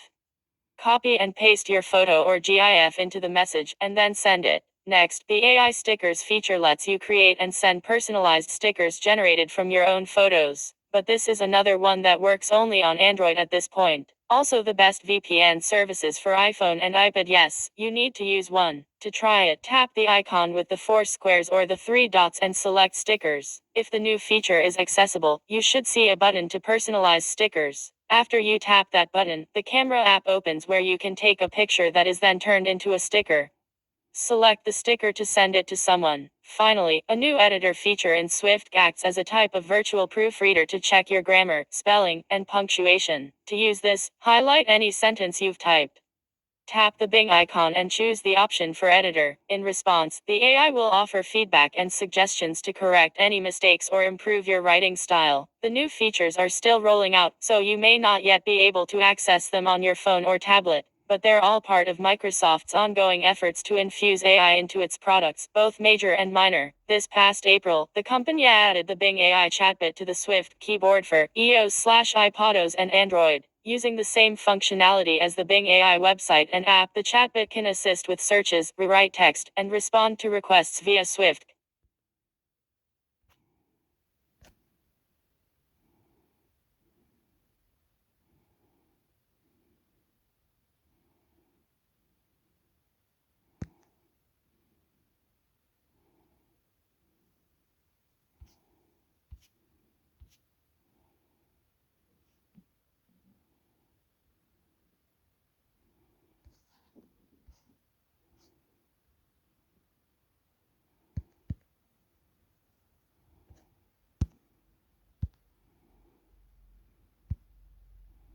YouTube creators will now have to label certain AI-generated videos upon upload ZDNet. If you upload videos to YouTube, you will now have to fess up if you used AI to create a realistic-looking video. In a Monday blog post, YouTube said that the Creator Studio tool will display labels in certain areas, requiring you to disclose if the content was made using synthetic media, meaning generative AI tools. Built into Creator Studio for both YouTube's website and its mobile apps, the AI confirmation labels will appear in the expanded description or on the video player itself.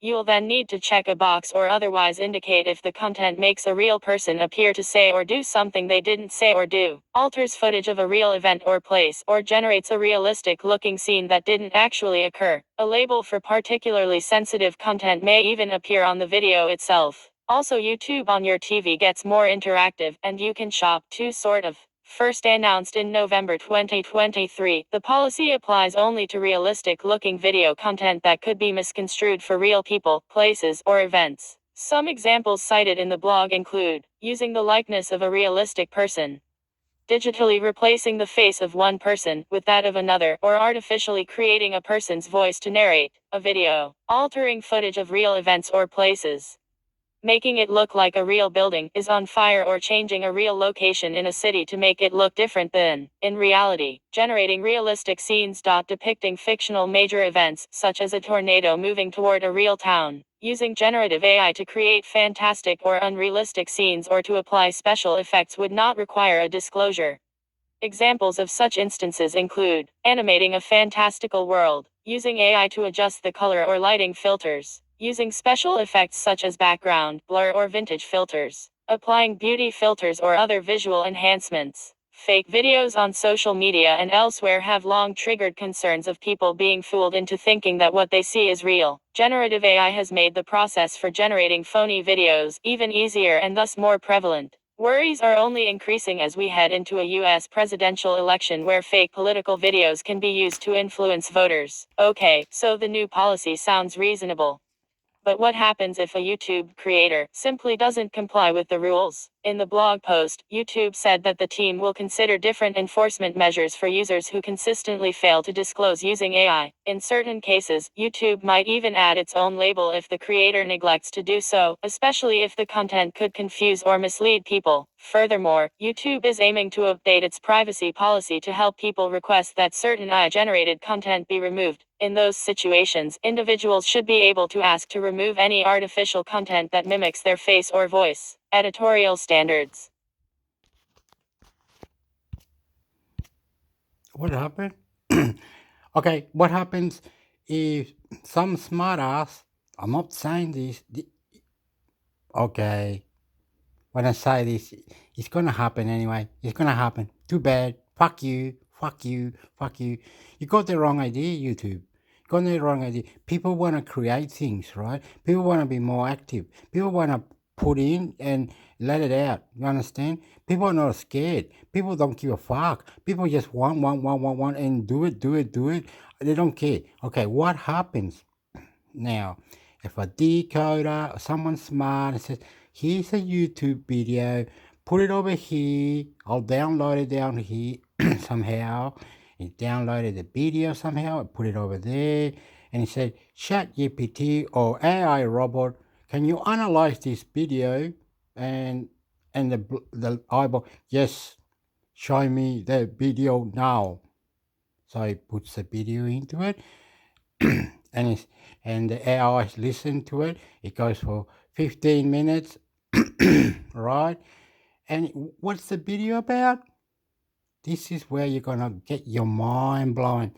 The video is about security, cyber security, AI, chat, GPT, and artificial intelligence talking to how decode and how not to decode and where to go to create your own website with things you can sell and things you can do to upgrade your company.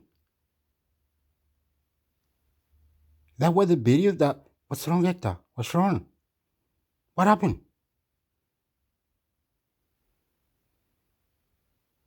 What happened? What happened? Okay, stop. So I'm freaking out. Some smart person has got the video, got the ChatGPT and the other parties to listen to it and analyze it and said, this what we got out of it, and this what you can do to it, and this what is the analyzing interpreter, and this what happens when you go to we to put it like this. If you want more, please let us know to get you extras for this what you want. And you're going, oh, my mind wasn't doing that, but it did that, all right? It's magic. It's magic in your own creation.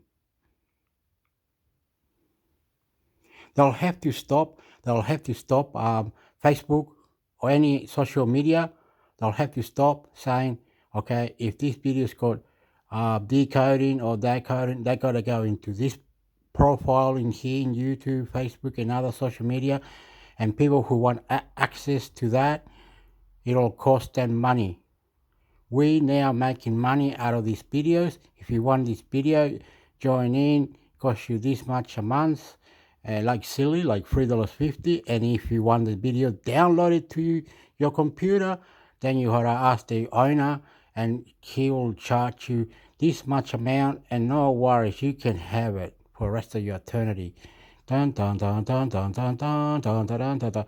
There's gonna be an argument who owns the news and who doesn't own the news, and who is the best and who is not. There's gonna be, you can't be creating that, motherfucker. You can't be advanced more than I can. No, you can't be, no, please. That argument is gonna, what's wrong? What happened? I don't know why I stopped talking, but it can't be like that, man. That's just nonsense. That's how cyber wars will start. That's how we're going to hate each other. Oh, I just speak Chinese. No, I speak English. Fuck you then.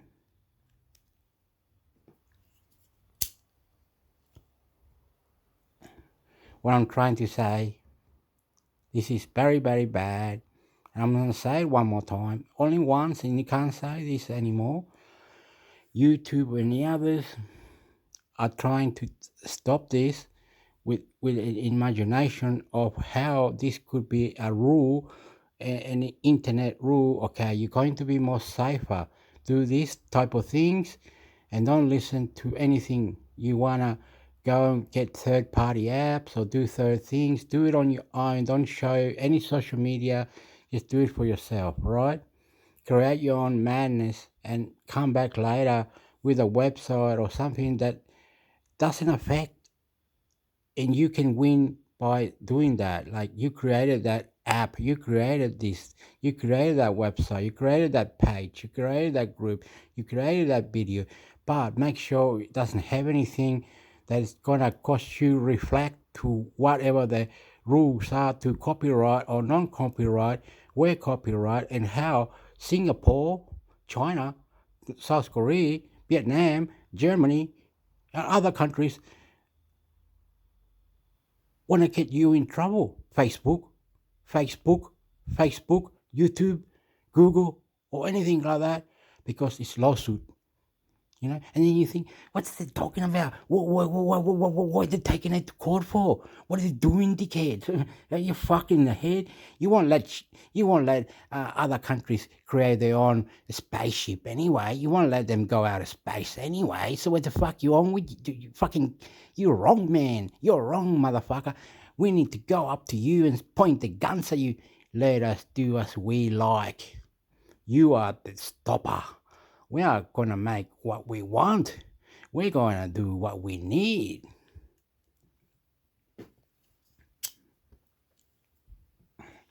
Why do you argue like this? Why do you argue like who's decode or not decode, or chat GPT or AI or whoever it is, dickhead? No good, bro. No good. That's naughty talking. You know it. You know it. We're going back to the thing now. You know it. You can get the best apps, the best things. Just put your mind to it. Close your eyes. I want that to talk to me so I can talk to back and say, thank you. I'm going to go there now. I'm going to go and get that app. I'll have a look, see if I like it. I'm going to try this. I'm going to try that. But how do you know what more advanced that you are getting? You're getting more advanced, right?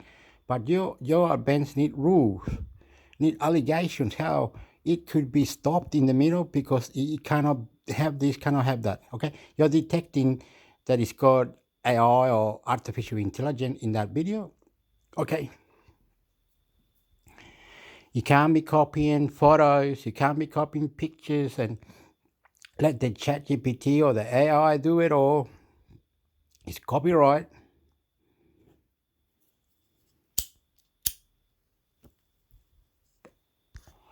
I don't want to cry. I never want to cry, but you know what I mean.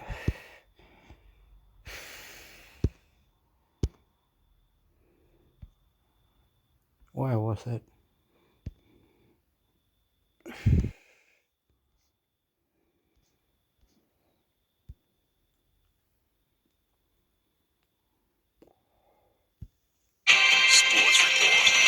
Crypto is like the financial system, but different. It doesn't care where you come from, what you look like, your credit score, or your outrageous food delivery habits. Crypto. No, don't make me say this. Oh my God, this is difficult. Your company will rig it, will make coding. Your company will make so much money from different brands, from different things. The boxer, what is his name? He made a killing. He's doing Bitcoin, El Salvador.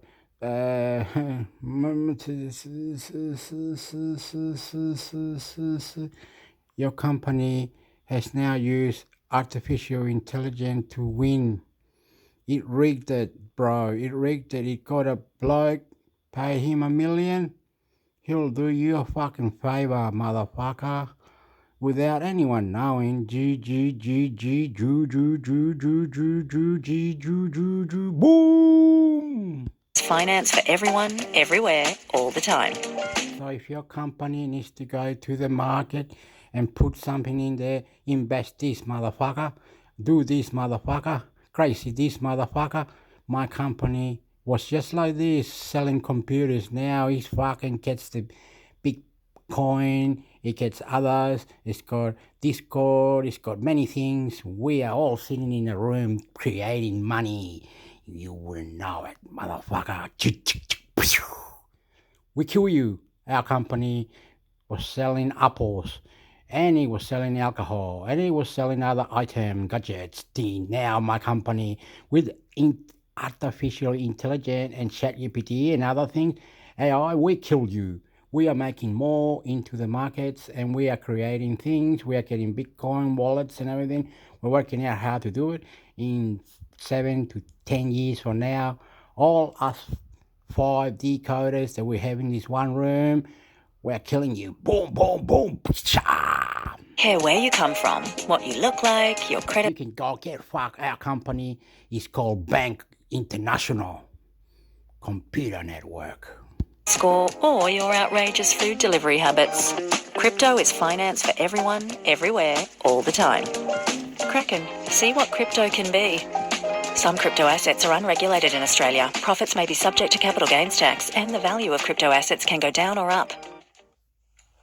A company called Cognition has just released what they are dubbing as the first AI software engineer. Now, this is very controversial. There's people with all sorts of opinions on the podcast today. I'm going to be breaking down what people on Hacker News are saying about this, what people on X are saying about this, showing you a little bit about their demo, showing you some of their benchmarks, which is very fascinating, and talking about the overall impact that I think we're going to start seeing in software because of these kind of software engineer tools. Is this hype, or is this, actual reality, the future of software design? So let's get into it. The first thing I wanted to do was actually look at their kind of big announcement they made in regards to this. So they have a blog post where essentially they have a little video that we can go over some of the things. The big thing I wanted to show here was just their benchmark. So they said, we evaluated Devin on SWE Bench, a challenging benchmark that assists agents to solve real-world GitHub issues found in open source projects like Django. Okay, so what I want to bring up here is this is one benchmark. There are, tons of benchmarks out there that people typically compare, contrast. They brought up one benchmark, which evidently showed them, right? They were 13.8% for real world software engineering performance. And, that's like Claude 2 is at like almost 5%. Llama was at like 4%.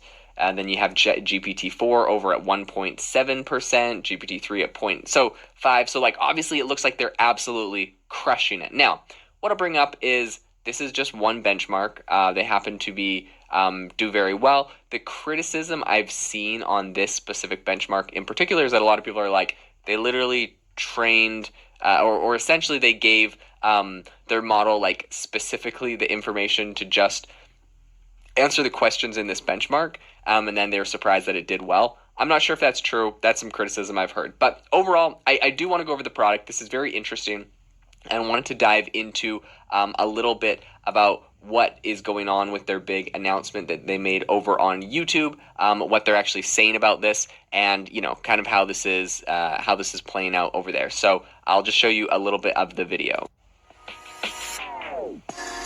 Hey, I'm Scott from Cognition AI. And today I'm really excited to introduce you to Devin, the first AI software engineer. Let me show you an example of Devin in action. I'm going to ask Devin to benchmark the performance of Llama on a couple different API providers. Okay, so right off the bat here, You have to stop these people now. I just realized something. You have to stop them. They're going to keep going from one to another. They're going to say, oh, I'm the company called CNET. I'm the company called The Birch. They're going to say, oh, yeah, we seem to know this one person, and this company created this ChatGPT GRO box number 2567, and it can do the do. So why are they saying that? Don't they mean to keep it a secret? Like they UFOs or something? You go, no, you can't keep it a secret. That's a good thing, Hector. Intermix Hector is a good thing.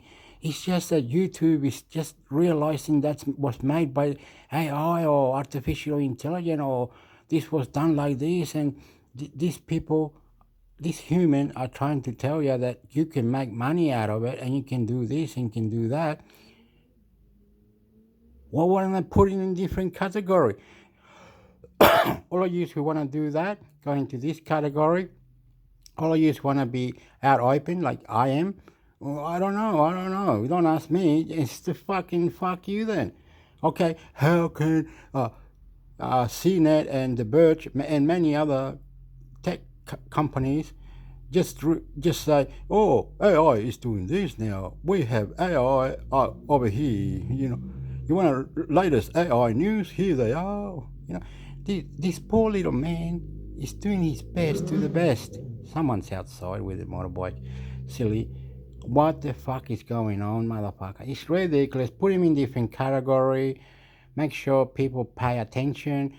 And you're fucked. Your video could be analyzed by the video speech or analyze the AI. In the future, just press this what comes out of it into me sector. Oh, is it? What do I do with it?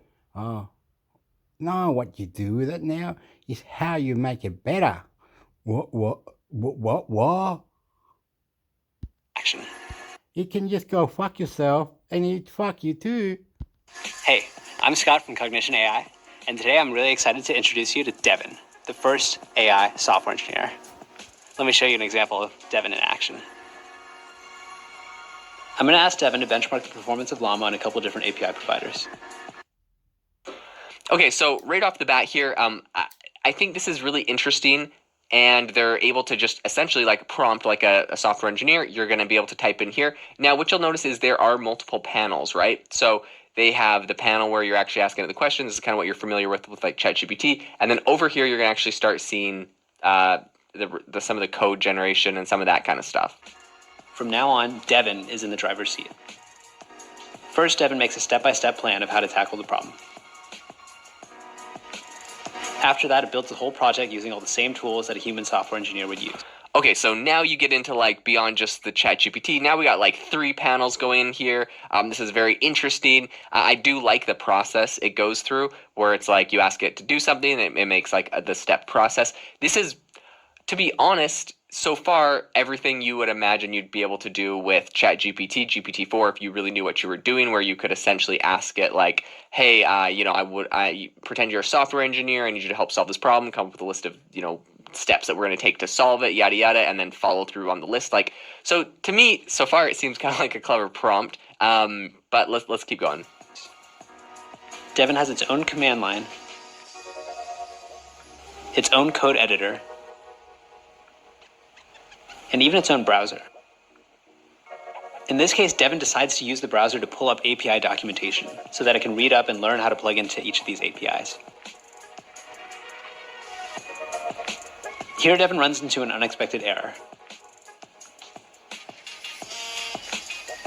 Yeah, and if I'm being honest, I'm no developer, but what my CTO over AIBox tells me that these AI models are notoriously bad at is, and as far as kind of the error that it pulled up, was like very often they will reference libraries or projects or a backend that doesn't exist because they're essentially replicating what code in the real world looks like, code that they were trained on GitHub from, and all of code, right, is referencing other libraries, other places. And so it's like, here's code that does what you're asking for, but like it's so it can solve maybe like one element of the code, but it's not like building out your backend or like finding all your libraries or even finding real libraries that exist all the time. So there will definitely be a ton of errors, and so when people are like, oh my gosh, like these tools are completely replacing engineers, they're completely replacing like developers, this is a major area that is not solved whatsoever. So anyways, I'm interested to see kind of where they take that. Devin actually decides to add a debugging print statement, reruns the code with the debugging print statement, and then uses the error in the logs to figure out how to fix the bug. Finally, Devin decides to build and deploy a website with full styling as the visualization. You can see the website here. So, it's obviously a very, very basic website. It says styling, and I think what they mean by styling is like there are the colors red, blue, and yellow on the website, and some borders around there. Like, in no means is this website going to win any sort of awards. It's a very basic table essentially. But like, yeah, I mean, it did something. It wasn't like, it wasn't, I don't know. I don't know how it could get much worse, but I mean, okay, there is some styling there, so I'll give them some points. There's multiple colors on the screen we're looking at. All of this is possible today because of the advancements that we've made in both reasoning and long-term planning. It's a really hard problem, and we've only just started, but we're super excited about the progress that we've made so far. In the meantime, if you'd like to try out Devin on your own real-world task. Okay, amazing. Then, of course, they plug their platform. So I think this is fascinating. I wanted to talk about, what people are actually saying about this. So the first thing is over on X, McKay Wrigley, he reviews a ton of AI software. He says, I'm blown away by Devin. Watch me use it for 27 minutes. It's insane. The era of AI agents has begun. Then I kind of scrubbed through his video for 27 minutes. Like, he's doing a deep dive using this tool, opening GitHub, putting code in, doing all sorts of crazy stuff, and he's able to do some impressive things with it. So this is leaving me thinking this is not just purely hype. There is also some serious use cases here. I will say, going through the comment section on his, it feels very much like he kind of has an audience that's very hyped up about AI, probably like my audience, to be honest. But I will say, I've seen other threads talking about Devin that are a lot more skeptical of it. So anyways, I think this is interesting. One comment that I thought was funny, someone said, tell Devin to build an open source Devin. Then someone said, please ask Devin to fix the Twitter video compression. Anyways, people are saying, if this thing was actually useful, then it would be able to just, build itself over and over again, and the company would just use it to create infinite software for free, and then they wouldn't really need it. Okay, so obviously this thing isn't a completely automated software developer. It's just a very useful software enhancement tool. I'm not a developer, so I wouldn't even know what to ask it for, and I think that's kind of the secret with a lot of these AI tools and models. It's if you don't actually know the skill to begin with, if you don't have a base understanding of the skill, there's no way that it's going to completely, be able to do everything for you, because I don't know, even what types of software or even what types of libraries or even what languages to use for certain projects, where an actual skilled developer will know that. And so this is going to more just expedite and, make them a lot more efficient, which is, I think, kind of what we're seeing with a lot of these AI tools. Now, I did want to read you the top comment on Hacker News about this. Hacker News, of course, you can imagine a lot of developers there, heavily biased. These are alumni from, there's a lot of people from Y Combinator that kind of host this. And what I will say about Hacker News is I think it's a lot more skeptical about this than maybe some of the hype that you'll be seeing on X. So I wanted to bring some healthy skepticism into the conversation and read you what they're saying there. So someone, TalusX, says, as a developer but also product person, I keep trying to use AI to code for me. I keep failing because of context length, because of crap output from the model, because of the lack of any kind of architecture, etc., etc. I'm probably dumb because I just can't get it to do anything remotely useful, more than help me with leet code. Just yesterday, I tried to feed it a simple HTML page to extract a selector. I tried with GPT-4 Turbo. I tried with Claude. I tried with Grok. I tried with a local Llama 2 model with 128K context window. None of them worked.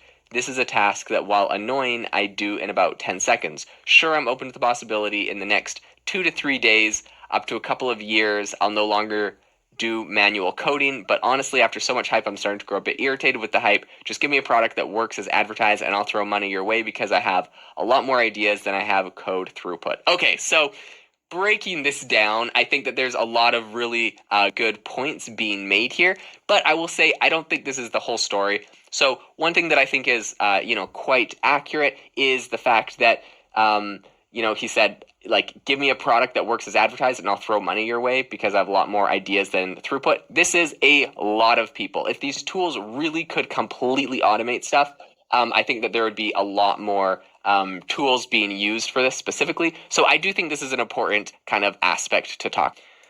So admittedly, these products are not perfect, but what I will say is I know a ton of developers, my CTO at AIBox, and also Self-Pause, that use GPT-4 to constantly help them generate code ideas. This thing is not perfect, and obviously this is apparently even better than that. But I think that this is much better than perhaps this person is giving them credit for when they're saying that they haven't been able to get anything out of it. Now, definitely not perfect, definitely not going to be able to write all code for you, but I think this has come very far, and tools like this actually I think are pushing the needle and going to make a big impact, even if it's just clever prompt engineering to help this thing perform better, or maybe a few custom in-house things, piggybacking off of GPT-4. Like, even if that was the solution, I think there's a lot that can be done to really enhance what developers are currently doing to improve their tool set. And from what I've been hearing from people actively building software that's quality software, these are actually like really, really expediting the process and automating a lot of what developers are doing, helping them to do more. Now, if you want it to be perfect, you're going to continue to complain because it will not be perfect. But if you want it to get you maybe 80 or 90% there, you debug it, you fix it, you tweak it. I think these tools are going to do an incredible job and expedite this work to a very high level that is going to make a lot of people very happy. So thank you so much for tuning in. If you're interested in checking this out, you can go and find it over on their website, cognition-labs.com. I'm excited, and I'll keep you up to date on how this rolls out, what people are saying about it, and how innovative this truly is as we see people actually test this in the real world.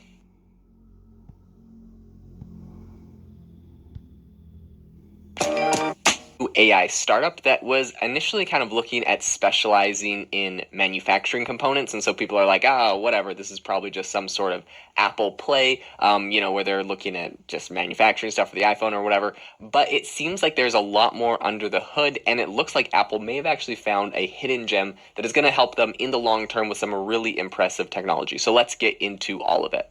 So the big news here is that they've, of course, added another AI acquisition. What I think is really funny is that it's so difficult for, Apple's so secretive and so tight-lipped that it's actually very hard for people to figure out that this company even was acquired. But some great journalists have, been digging, doing a bunch of digging, and they've essentially figured it out. I'll explain why in a second. It's kind of interesting. But first off, with the company, this is based out of Canada. It's Darwin AI, and originally they kind of specialized in vision-based tech, and essentially this was, looking at components during manufacturing to help them be more efficient. Bloomberg did a whole report on the company, right?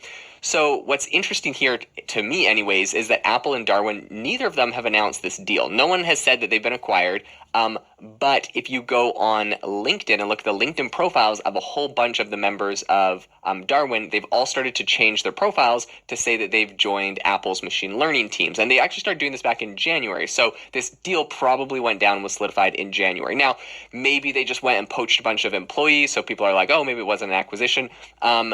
But I think that, so essentially what happened was BDC Capital, which was one of their investors. So Darwin, I think they raised over $15 million in funding. They did a couple rounds to get there, but they had BDC Capital's Deep Tech. They had Honeywell Ventures, they had Obvious Ventures, and then also Innova Capital. Anyways, all of them invested. Everyone's been really tight-lipped, but if you go to the BDC Capital website, they actually confirm on their website that they received an exit from Darwin AI, right? So this is something that's very common with venture VCs, right? They'll say all the companies have invested in, and then they'll also have analytics. They're like, exited this company, IPO'd this company, sold this company. And they're, it's essentially for their LPs or people giving them money to invest in new companies to be like, hey, look, we made a bunch of successful plays. So anyways, it's funny that this whole deal was discovered because of LinkedIn profiles of the original core team. And then, of course, if you go to BDC Capital, you figure it out. But what's interesting is, BDC Capital, Obvious Ventures, no one, is really talking about this other than, of course, that, you can see it on the LinkedIn and the website. But anyways, what I will say is that apart from helping with, of course, the whole being more efficient at manufacturing, Darwin AI actually uses this is what I think that Apple really acquired them for, is they had a bunch of really interesting techniques to make AI models smaller and faster. Now, as we know, this is literally like the golden ticket in the age of AI, is how do you make these enormous AI models smaller, more efficient? How do you run them on devices? This is something that Apple specifically is focusing on because they, essentially want to be able to run AI models directly on the iPhone. Now, my assumption with all of this is that Apple, who's been very privacy focused and privacy centric, right, with kind of blocking Facebook cookies and all that kind of stuff from iPhones, and you got to notify, you got to approve apps to use different things, and you got to block apps from having certain permissions on your phone. Apple's been very heavy into privacy encryption, all this kind of stuff, and I believe that the concept they're going for here is they're going to take a company like Darwin AI, who's kind of hacked or figured out this solution for smaller, more efficient models. They're going to create their own models for doing a whole bunch of different things on the iPhone. and they'll be able to run AI models directly on your phone. And the big idea here is, of being a privacy-centric company, you don't have to have this stored in a server. You don't have to send your information over to, OpenAI or whoever else to get these AI responses where there could be some sort of data breach between you and them. If everything's happening locally on your device, the security is so much higher. So I think this is probably where Apple's going with this. And a lot of people have been kind of reporting that these kind of on-device generative AI features are what Apple's looking to do for iOS 18, which is supposed to come out this year. So Apple traditionally, I've given them a lot of flack on the show, and a lot of people have as well, on kind of lagging or it seems like they've been a little bit slow on a lot of generative AI features, right? If you're just kind of comparing them to OpenAI, Google, Meta, Microsoft, all of these companies coming out with these big generative AI plays, it would look like they've been slow. Now, of course, Tim Cook said that they wanted to be really, they want to be really thoughtful with how they did generative AI. But this is, over a year after ChatGPT launched, and it doesn't feel like they have any big plays in the space. So a lot of people are saying, look, they have the budget, they have the team, they have the use cases and users. They should have rolled some stuff out. So I think that Tim Cook said that the company... So, of course, Tim Cook got a bunch of pressure on their earnings call about it, and he actually addressed this. And I think at this point, people have realized perhaps Apple was just a little bit behind the ball on this, but they're kicking into gear. Tim Cook said that they are planning to introduce a bunch of interesting AI features later this year, so we should be seeing this soon. And he actually said on that specific quarterly earnings call, quote, "We continue to spend a tremendous amount of time and effort, and we're excited to share the details of our ongoing work in that space later this year," right? So should be coming very soon. And this acquisition of Darwin AI, I think, will play a big role in that. So last year, a bunch of Apple executives had, said that they were making a bunch of efforts into they're essentially a bunch of investments into generative AI efforts. And if you look at their job listings, this is actually a really good way that we can kind of see what a company is doing. It's what they're hiring for. So you go to their job listing board, and you can, when Apple was working on their car, which the whole car project has now been dumped, but you could actually see they were hiring mechanical engineers and other people that traditionally weren't working on traditional Apple products. So it's kind of oh, okay, they're probably making some sort of CarPlay, right? So you can actually kind of, by their patents and their job boards, you can kind of figure out what companies are doing. Of course, Apple's very tight-lipped, but you have to use these kind of strategies to figure out what's actually going on at Apple. So if you look at the job listings, a lot of them are saying that, essentially giving you the idea that the company is exploring adding AI into a whole bunch of internal and also external areas. So I think very specifically, you could be talking about Siri, developer tools, customer support, and a lot of different areas. But the key to all of this is being able to run a lot of AI models directly on iPhones and directly on laptops. This is going to be huge. And so I think this is what the acquisition of...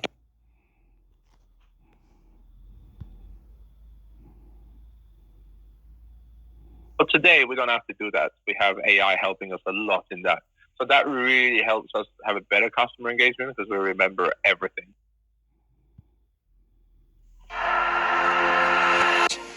Ryan has an opinion. I'd be a little scared of that. Google and someone going to jail. And finally, Europe making some AI news. But before that, we'll begin with the small news items. But before that, rate and review and subscribe to this podcast so you won't miss a new episode every week on Thursday with interviews every Monday. Follow on LinkedIn and Twitter at ChatGPT Report, the purple logo. Also send an email, thechatgptreport@gmail.com if you'd like to be interviewed or just have something to say. And this episode is also sponsored by Daisy Chain. Do you have an idea for a useful AI tool but don't know how to code? With Daisy Chain, you can take that AI concept you've been thinking about and turn it into a useful AI tool with some simple prompt chaining. No coding experience required, which is good for Ryan.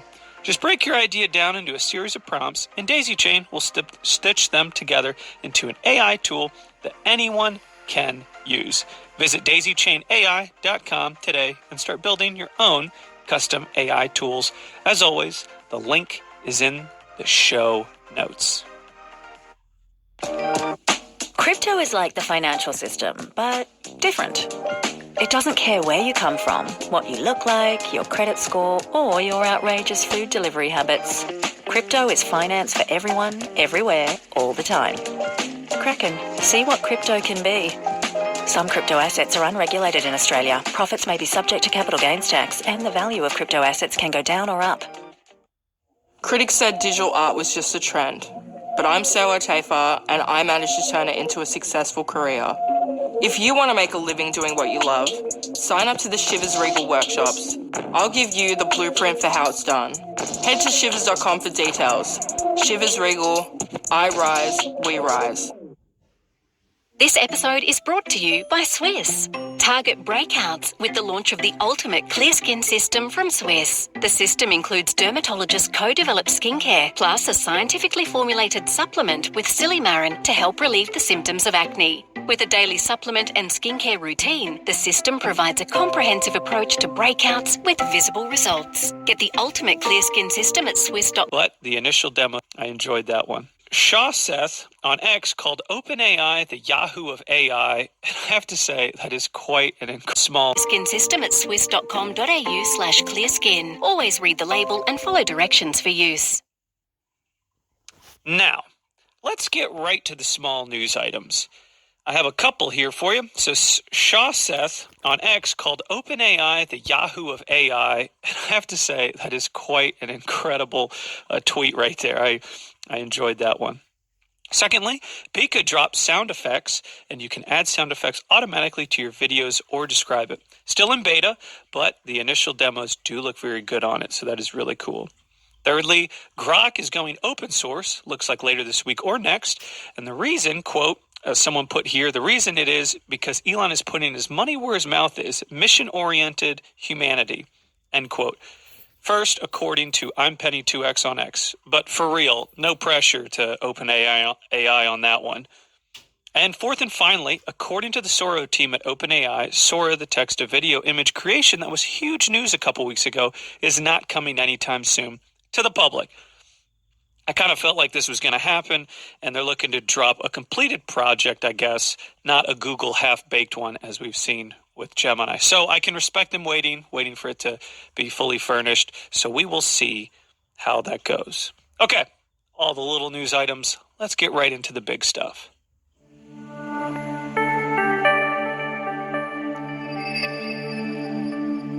As you've heard at the beginning, we will be talking about Devin. Cognition has recently introduced Devin, and it's not out yet, but they are showcasing the demos right now. Now, we know how much I love the demos. I talk about that all the time. I'm not a huge fan of showing demos, and then the actual product gets here, and it's not that great. But let's talk about Devin and what it can do. Firstly, what the heck is it? It's a new generative AI tool that can autonomously create code for entire engineering jobs, including its own AI models. Now, Devin takes the concept of GitHub's Copilot and Microsoft's similar tools further. Microsoft's similar tools. It sounds like that was the name of it, but it's not. Further, by carrying out comprehensive coding projects and data research tasks on its own without human intervention. Users can provide natural language prompts, and Devin will plan, write code, debug, test, and report on progress in real time. Now, the startup has raised $21 million in funding and aims to expand access to Devin, potentially disrupting low-level coding jobs traditionally done by human software engineers. Now, that was the end of what it is. There are already tweets out there about how it's over for engineers, and this software is a development killer, a dev killer, but I saw a really good point here by Raul, and I really agree with his sentiment, and I want to read it out to you real quick. It's a little long tweet he had, but I think you guys will find this interesting. Quote, Devin is all right for quick demos that don't need to be maintained or scaled, but all serious projects require a lot more.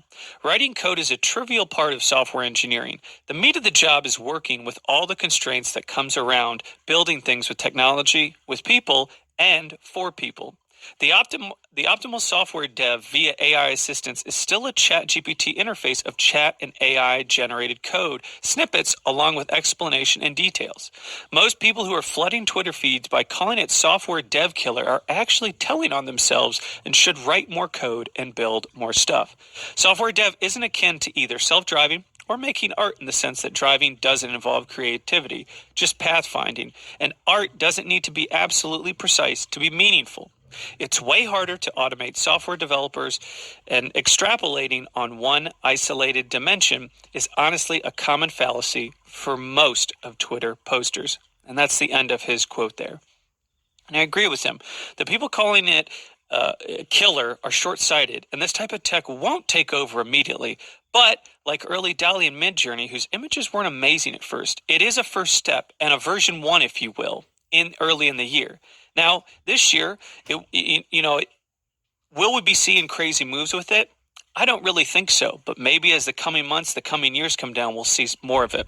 So I agree with both sentiments. I think on one hand, it's a great step, but it's not like it'll take over everything. There's a great comic that I saw post on X about this, and I'll repost it, but it gives a good general overview of the bottlenecks in the dev space. I'll link that for you guys. Now, a great comment from Shannon Sands, also on X, said, quote, "It's not about automating your job. It's about automating the absolute code monkey work that is what 90% of enterprise development consists of," end quote. Another great point. I think this is a huge step forward and will make immense changes overall. But I always say, keep your wits about you. Understand how to leverage this tech into your life so you don't actually get left behind. Now, Devin is looking to be a real player in the game. Will it be another application that falls flat? That it is yet to be determined. But for right now, we really don't know because, again, it's not out right now. It's just still on demo. So when you hear people say it's over for devs, take it with a grain of salt. But also know who are the devs that will use this and be able to create 10 times more with their knowledge. Don't let AI control you. Control AI.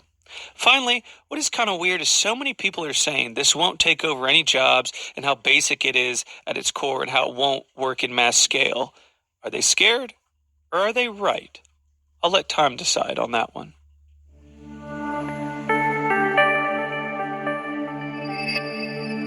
As a lot of you know on my show, I look at AI from a 30,000-foot view, right? I don't get too much in the weeds, but I talk pretty general specifics. And if you were to talk, back end, I'm out most of the times, but I do have opinions on things and where I think certain things are headed. And that's on today's opinion piece. I thought we'd talk about this. How valuable are custom GPTs? As some of you long-term listeners have probably already heard, I haven't really done a GPT in a few weeks, if not months. My take is there are only a handful of GPTs that are useful because at the end of the day, LLMs themselves are just that.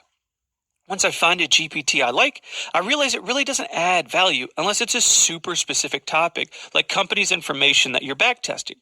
For example, I'm working on getting software to get estimates for my line of construction work. But again, all that is doing is basically reading our company's information and giving a best guess at a number based on the information I give it. Our teams will build the back end, basically the quotes and everything that it reads off of it. Now, will that GPT stand the test of time, or will it be gone when I can just instruct Copilot to look over these types of jobs and tell me an average price is? I don't really know, but I do know that I've seen out there is what I would consider the app store of AI. Do we really need all these apps? Like when COVID hit and certain types of restaurants had you download an app to look at a menu. Now you can QR scan it to look, no app necessary. But to my point, not everything needs an app, just like not everything needs a GPT. Will only the best GPTs rise to the top, or will they become obsolete in the next few months, years? I know some of my favorites have already been having that fate. But I want to know, is it just me or is anyone else seeing this out there? Email me, thechatgptreport@gmail.com with your thoughts on this.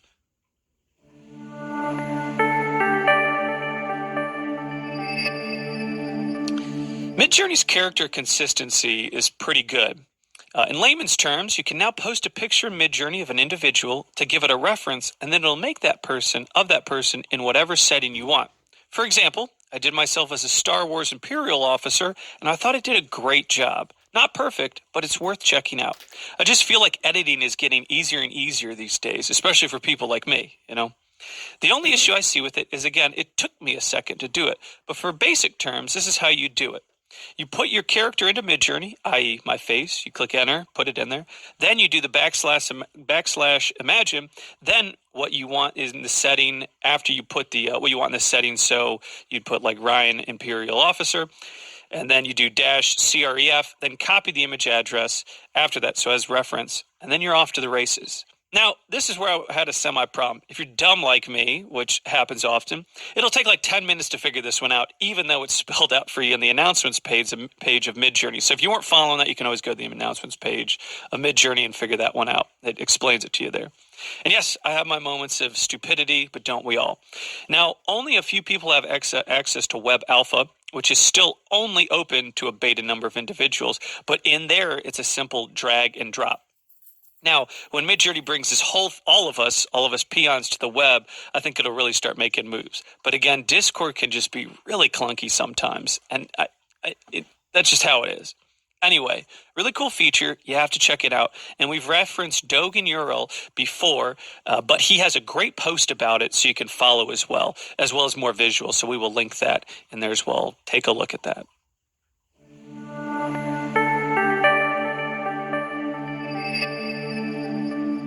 Real quick here, a Chinese software engineer, Lin Ding, has been arrested for allegedly stealing artificial intelligence technology from Google while secretly working for 2 Chinese companies. Ding, also known as Leon Ding, faces 4 counts of theft of trade secrets. He allegedly transferred confidential information from Google's network to his personal account, including files related to the hardware infrastructure and software platform that allows Google's supercomputing data centers to train large AI models through machine learning. That is not a good look. We'll be keeping an eye on that, but I wonder how much more of that we'll see out in the world. He faces a max penalty of 10 years in prison, a fine of up to $250,000 if each count is convicted. So, not a good look.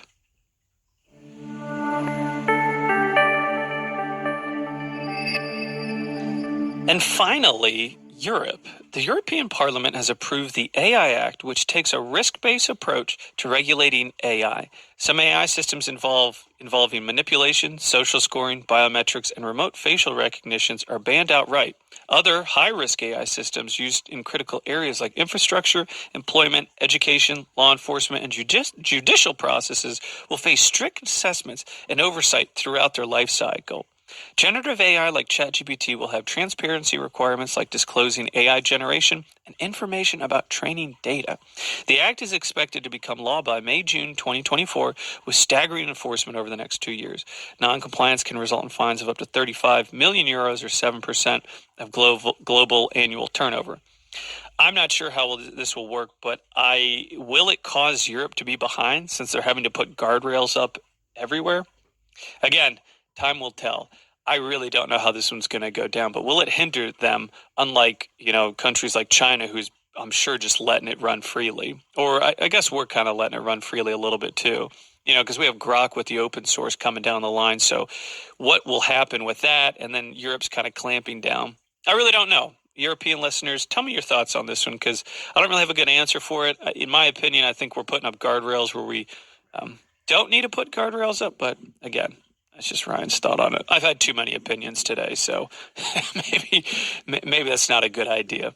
Anyway, guys, thank you for listening. Have a good weekend. I don't know if we'll have an interview on Monday, but I'll let you guys know. Stay safe out there. Keep your head on a swivel, and see you next week.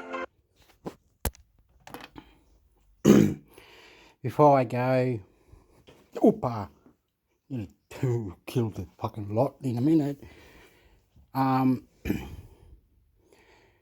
They might have boxes or something. I don't know how it works, but some AI box or something like Google collects your ID, collects your data or something. We need to be careful somehow and need to react with ourselves and think maybe it's not useful for us who are dumb and stupid or something. Maybe they're doing it, for the settings, for this, for talking different language, for what you got and what you have. It's ridiculous.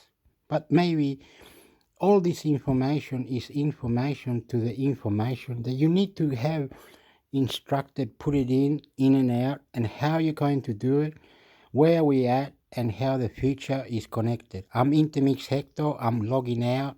Ciao, amigo. Adios. And always, don't forget, Intermix Sector loves you. Love you.